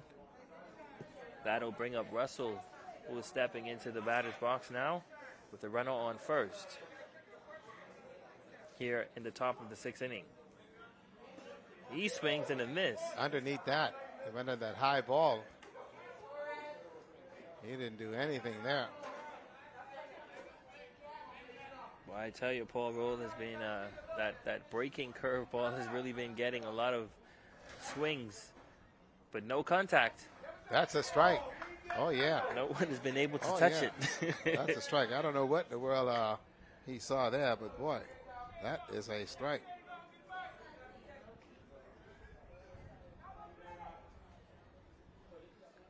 Oh, 0-2. The throw over to first. And yeah, I got to keep him honest. yeah. Not really looking to Got to keep him honest. let him know I see you.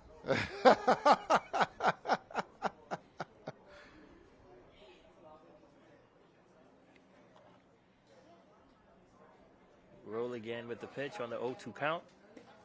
And got him looking with the slow changeup. I'm telling you, they have not been able to touch it. I tell you. Listen, that was a beautiful pitch. Struck him out. Struck him out.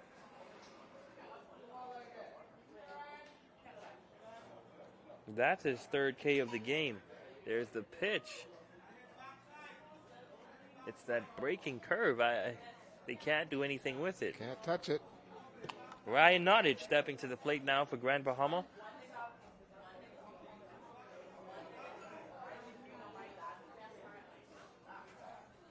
That's a hit over to left field. Will it drop? No. 2 outs. Wow, fly ball to left field. That stayed in the air a long time. Yeah. A long, long time. Runner on first base. Could be trouble here. Top of the 6th inning, folks. Keep in mind, too, that you're also looking at time and also the inning factor. Dave That's a Mackey strike. at the plate for Grand Bahama. Austin still on first base, not being able to make any advancements on the bases. Paul Rowe having a beautiful inning so far. That is a swing and a miss by Davon Mackey. The count now 0-2. And Bimini playing for 1 in the top of the 6th. They will have the last at bat. An opportunity to close this out if they're able to score. That one on the ground.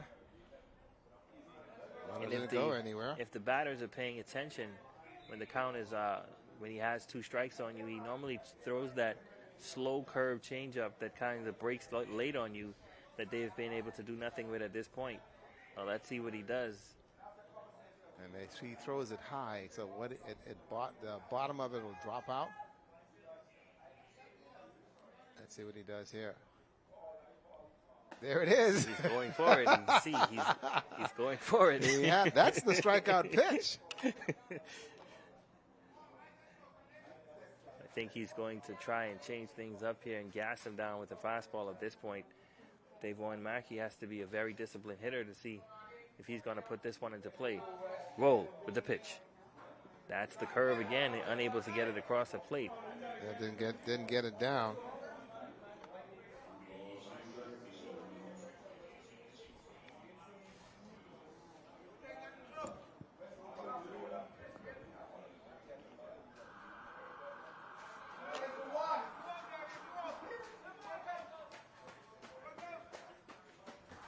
Pitch again, a runner goes. That is a walk.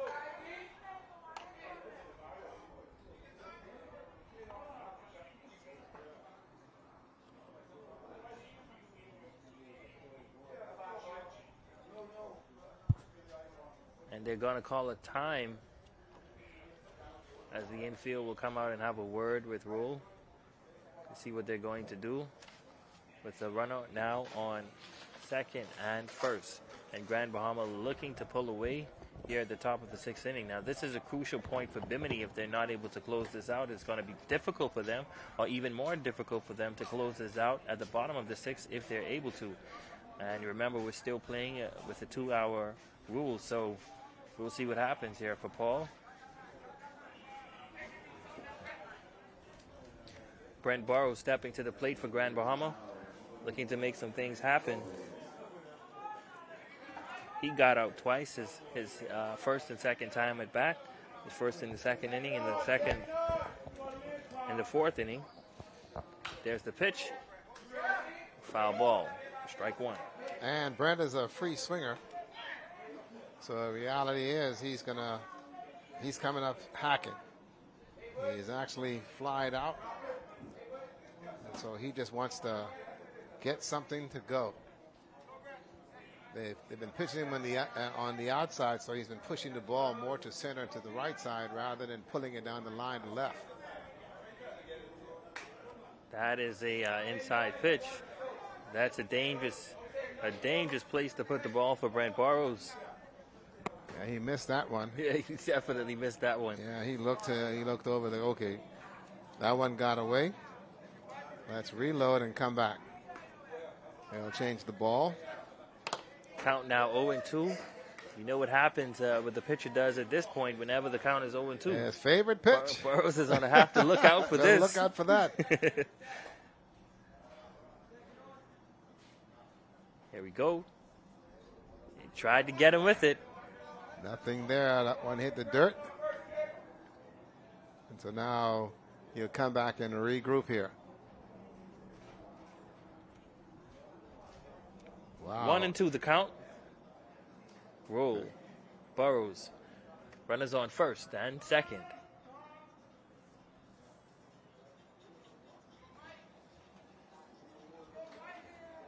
Umpire calling for the plate to be reset. There you go. This is big right here. This is a big pitch. And a hit over to third base. He makes the stop. Can he get the throw over to second? No, and that is crucial for Bimini. Will he get him at home? No, they won't. And the runner goes. That is 2 runs scored for Bimini. And what a crucial mistake there to throw that one pass out into right field. The second baseman unable to get it. And thereby, we've seen what happens in more cases than one when you start throwing the ball around. The ball starts to bounce off this turf. And 2-run score for Grand Bahama.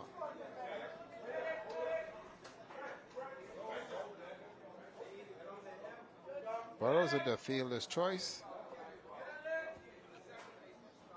Mackey running smart there, and also Austin for the 2 runs to score.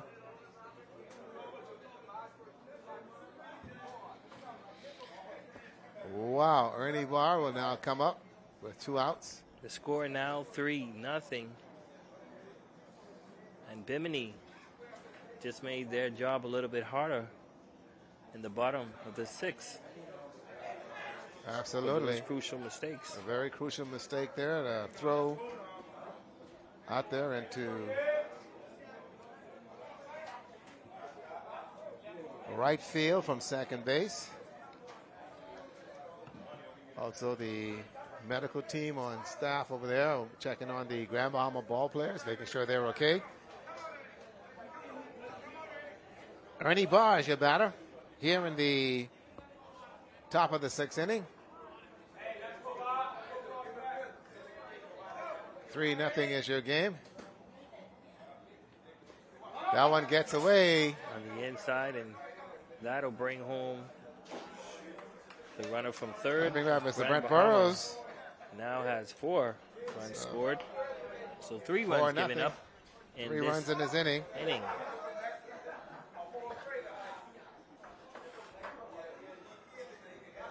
That's the game. Hits, errors, and runs. Not hit, runs, and errors. Hits, errors, creating runs. That's what we've seen here on this side. Here's the pitch to Barr. That one's down to dirt. And right now you can tell that Mr. Bethel, Mr. Roll, who was pitching so far a pretty good game at this juncture, just didn't get his defense to hold tight. Now Bimini's got to come back from a deficit here. And Ernie Barr has got 3 balls on him. 3 balls. And it's a 4-0 game. That's ball 4, and so he walked it. And like you mentioned, Roll has been having a pretty good game so far. But he may be out of steam in the tank, or gas in the tank. And then that error deflated him. He just simply lost it, and that took him right out of it mentally. They've not been able to generate runs. And very quickly, the manager wants to come out and have a word, because he doesn't like the body chemistry in terms of what's happening out there with Roll. So he just wants to go out, have a conversation, get an idea of what he's thinking, and let him know, listen, okay, all right, we still have a chance to back. We still got to come back. We have the opportunity to go on offense and make some things happen on our side of the ball. We just need to get out of this inning. And if we get out of this inning, we'll be okay. That's exactly what they're looking at. Just got to get out of the inning, make it happen, and go from there. But so far, you know, Bimini with 1 run in the first, and right now 3 runs here in this one, and you've got a 4-0 advantage. And Grand Bahama still looking for more. We can tell you that Bethel popped up to the right side, base hit, beat it out. And here he is back at the plate. This is his second appearance, sorry. With a 4-1 advantage here at the top of the 6th inning. That's a hit over. Short. In the gap, it'll get through. Out to left field. And that's the pitch he's been waiting on. Took the first one and hit that one. And I tell you, he hit it the exact same place as his last at bat as well, between the third and shortstop. They weren't able to make the play. And the ball left the infield in a hurry. Now at bat. That's a chopper over to third base. Will they make the play? Yes. That one out that they were looking for a long time ago, which they should have gotten. But they ended up giving up 3 runs before they got it. And now the score 4-0, and they have to have a lot of making up to do in order to win this game. 3 runs on 3 hits. And so they're adding up. And now we get ready to go down to the bottom of the inning. And Bimini has got a hole to try to get out of, a 4-run hole. And right now for Grand Bahama, who has hit the ball exceptionally well, looking pretty good. Again, Bimini committing some crucial throwing errors and some fielding errors out there. Now Grand Bahama on the other side of the coin, ladies and gents, we'll have to now see if they could play defense. Bimini has got some bats. We know that they can hit the ball. It's just a matter now of being able to get there. But we can tell you that the pitcher right now, Kamari Shepard, who started this game, has had a pretty good control. He's got himself in a bind on 3 occasions, but he was able to get himself out of it. He's also working and doing a very, very good job to help him is Ryan Nottage, who's been behind the plate. And so the 1-2 combination here that they've had in this game has resulted in holding Bimini scoreless at this juncture.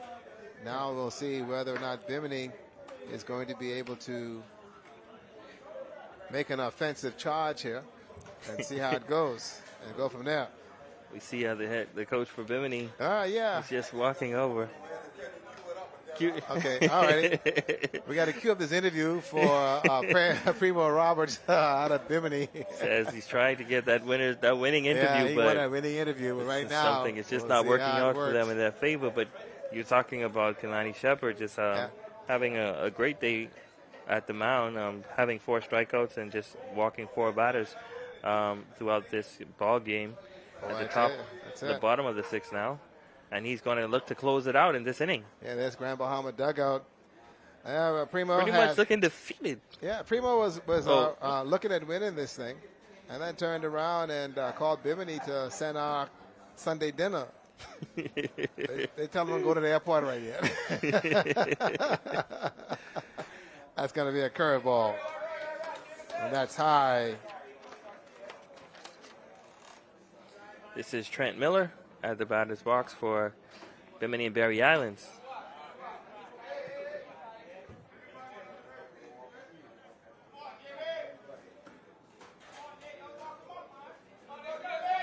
See what he can do here. That's a strike down the heart of the plate. Now he's ready. Struck out his last at bat.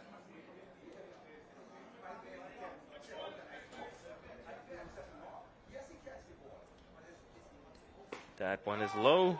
Went for 2 the bunt. strikes on him now. Yeah, he went for the bunt there.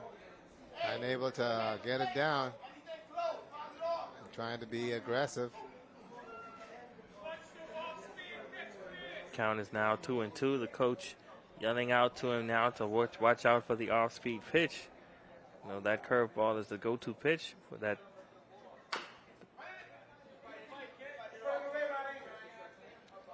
Stays alive by fouling that one off. Fouled off to the third base side. Ball will come back in. Bottom of the 6th inning, 4-0. Grand Bahama leading Bimini. Coming up next, Eleuthera and Maikau. Both teams undefeated. Won their opening games.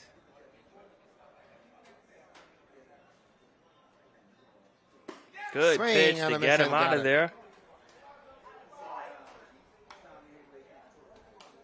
That one had a little pop to it. Absolutely. That is his 5th K of the game.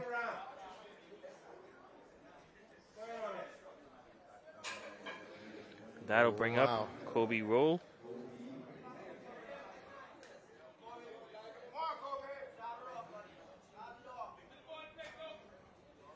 We'll look to start things for Bimini. And that's a strike. That That's one a had. strike. That one was right down the heart of the plate. That was no ifs, ands, or but about that one. Just put it right there. It's like, okay, buddy, you want to hit it? Here it is. Swing at that Swing and a one, miss. went at the high ball. Keep your head on the ball. Keep your head on the ball. See what you're hitting. There we go. 2 strikes. Bottom of the 6th. Ooh, that is on struck the him out. inside and got him looking. Well, the fan base is saying keep your head on the ball, not your eyes. He did keep And his he head took on. his head on the ball. He took his head out of it, took his head, turned it, and went to the dugout. That's exactly what he was looking at.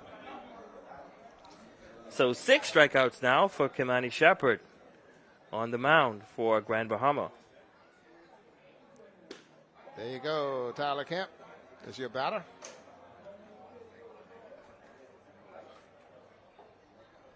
See what he gets here. He gets a ball. And that's a strike. That one actually was a cutter. Came right back over the plate. Started on the inside and rolled right back. This kid has a very good pitch control. Just missed. Just missed on the Just missed outside on the corner. outside. Threw that curveball. You know, Grand Bahama is now only playing for 1 to close this thing out. Going right back to that cutter. Nope. That one didn't bite. Stayed outside. Didn't stay outside. Shepard looking for an out. 2 outs here in the bottom of the 6th inning. No, That that's one. down the dirt, and he walked it. So Bimini gets a runner on first base. It's not over till it's over. Until it's over. Terrell Outen coming to the bat now. And very quickly, the coach for Grand Bahama will cross the line. I think it's a good timeout because you don't want anything to happen too drastic here. You're already up 4 runs, and you know you can close this thing out, or they can rally and bring in those 4 runs with now a runner on base, and you know you got about 2 batters before basically the strong part of the lineup comes up. They're only playing for 1, so they don't want to make any mistakes at this point. He wants to close it out. And Terrell out, and he wants to close it out on this batter. That's it. Well, they think they're going to have a substitute. And for Out. Terrell. So they got a substitute in here. That's another Sky Hanna, 4'7". I almost thought it was him for a minute. Oh, it's another Sky Hanna, 4'7". Little fella will come to the plate. He's making his Bahamas games appearance here. getting his name in the batters in the scorebook. Sorry. Maybe he will look to bunt or he will look to swing. Let's see what happens. Let's see what he does. That's and he on takes the a strike. inside. Put him in an awkward position. He comes off the bench. He got loose earlier, but now he's going to see if he's going to try to slap something somewhere. That is There a you great go. pitch, and Take he's that swinging swing. around. Got to stay on it. There you go, Michael. Take your cuts, boy. Folks in Bimini pulling for you. Shepard looking to close out this game on this pitch. And this one stays alive. Yep. Was that a swing? No. Michael threw the bat up in the air. He thought it was coming near his hand. It was a ball, and he threw the bat up. Threw the bat up in the air. Just came off the top of the bat and went up as a foul ball. As you call it, just throw it up in the Shepard air. with 6 Ks now. Let's see if he can get the 7th. And yes, he does, and closes this one out with a strikeout. And Grand Bahama takes down Bimini 4-0 to close out the game. What an incredible outing here we've seen in terms of the game. 4-0 a final. Grand Bahama defeating Bimini back into the win column. They'll have the afternoon off, and they will not play until tomorrow. I'll give you that in terms of how they're going to work out, but it was a awesome showing for this young man, Manny Shepard, who started this game, and from the start of the game looked very, very sharp in terms of his performance and how he was able to get things going. For Bimini, they now have to go back to the drawing board. So they're going to be fighting like crazy now to determine exactly how that's going to work for them in terms of how they get back into tournament play. And Primo Roberts looked like he going to be running something going. He's over there on the side and working to see how things go. But for Grand Bahama and Alonzo Chappie, proud of the team. They have got another win, so they've actually got 3 wins. They beat Abaco twice, and here they beat Bimini. And now they'll wait and see exactly how that's all going to turn out for them as far as the game is concerned. Our fans there looking and taking a very good peek at how this one is transacted. Some 5 hits here for Bimini, for Grand Bahama. Had a very good turnout in terms of how they've been able to make it happen. Grand Bahama scoring a run in the first and also scoring a run in the third, which is fantastic in terms of their participation. Bimini unable to do anything in terms of scoring today. They have left a lot of batters on base. They've left exactly 6 batters on base in terms of their performance here today, which is not what you would like to see happen, but that's just the way it is and how things have gone in terms of how the game has ended up. So for Grand Bahama, they get into the win column, and so they can now go back and regroup and look for some answers there. There's a look at Long Island. They lost their game earlier today. They've got the rest of the day off, and so they too now have to come and regroup and get themselves back on in stride in order to make a difference as far as the tournament is concerned. They're sitting on a 2-2 mark as far as the win-loss scenarios, and so they'll watch.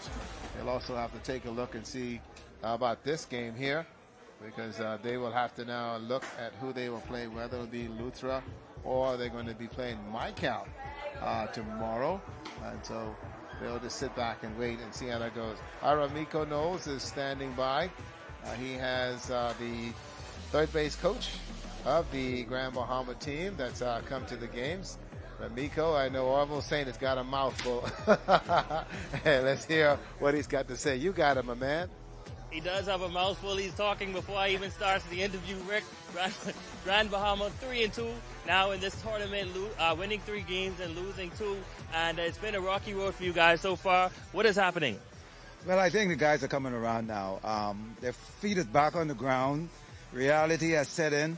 So they know that now it's game time. So everybody's putting on their game shoes, and we're doing what we have to do. What do you say to your players at this point? I know there were some games where you were really behind, but this one you come out and you shut it out 4-0. Well, I told them that if we didn't score, being the visiting team, we would have problems if the guys start hitting. So we rallied back in the fifth, and then we scored 3, made it 4. And I see you also made the decision to keep Shepard in the game throughout the whole thing. He had 7 strikeouts. What was that decision, and what were you saying to him when you went over to the mound? I just told him to take it easy. I need 3 outs. He gave me 2, and I called a timeout on the 2 strikeouts just to settle him down, bring the guys in. I told him we don't want the game to get out of hand. And they said to me, Coach, there's only one guy on first. I said, hey, we're not taking any chances. So, Shepard did a good job for us, a great job, So, we're here, so. So we'll see what happens from now on. Grand Bahama now 3-2 in this tournament. You guys are going to play later on throughout this series, and we're looking to see that. We'll see what happens. We were saying yesterday you may get sent to them, but you managed to stay, and so we're going to wait to see what happens with Grand Bahama. Orville Saint, we're still at the park. Rick, everything is happening here. Back to you.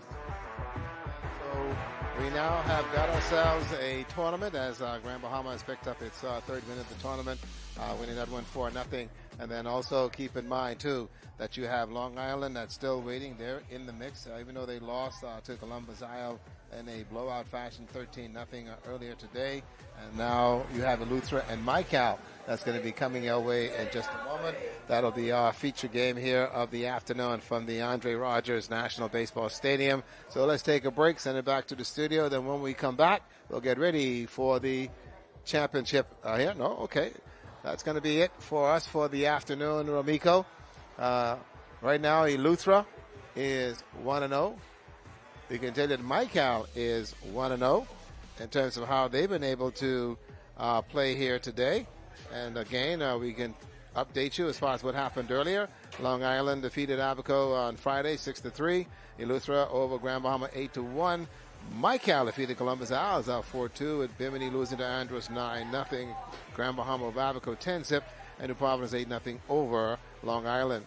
Yesterday, another good one with Columbus Isles defeating Grand Bahama 11-5, 9-7. Long Island defeating Bimini, Grand Bahama Abaco 13-0, and just earlier today, it was Columbus Isles defeating Long Island 13-0, and then also Grand Bahama with a 4-0 win over Bimini. Mycal and Eleuthera both 1-0.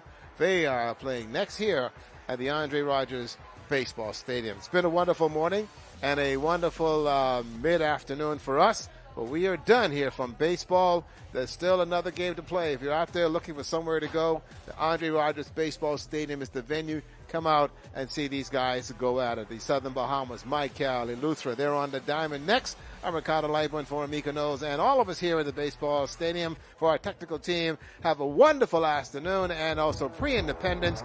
Do go out to Clifford Park tonight and celebrate our 50th anniversary, our independence celebration, a grand affair out there. But we're done from here. So long, everybody, and good afternoon.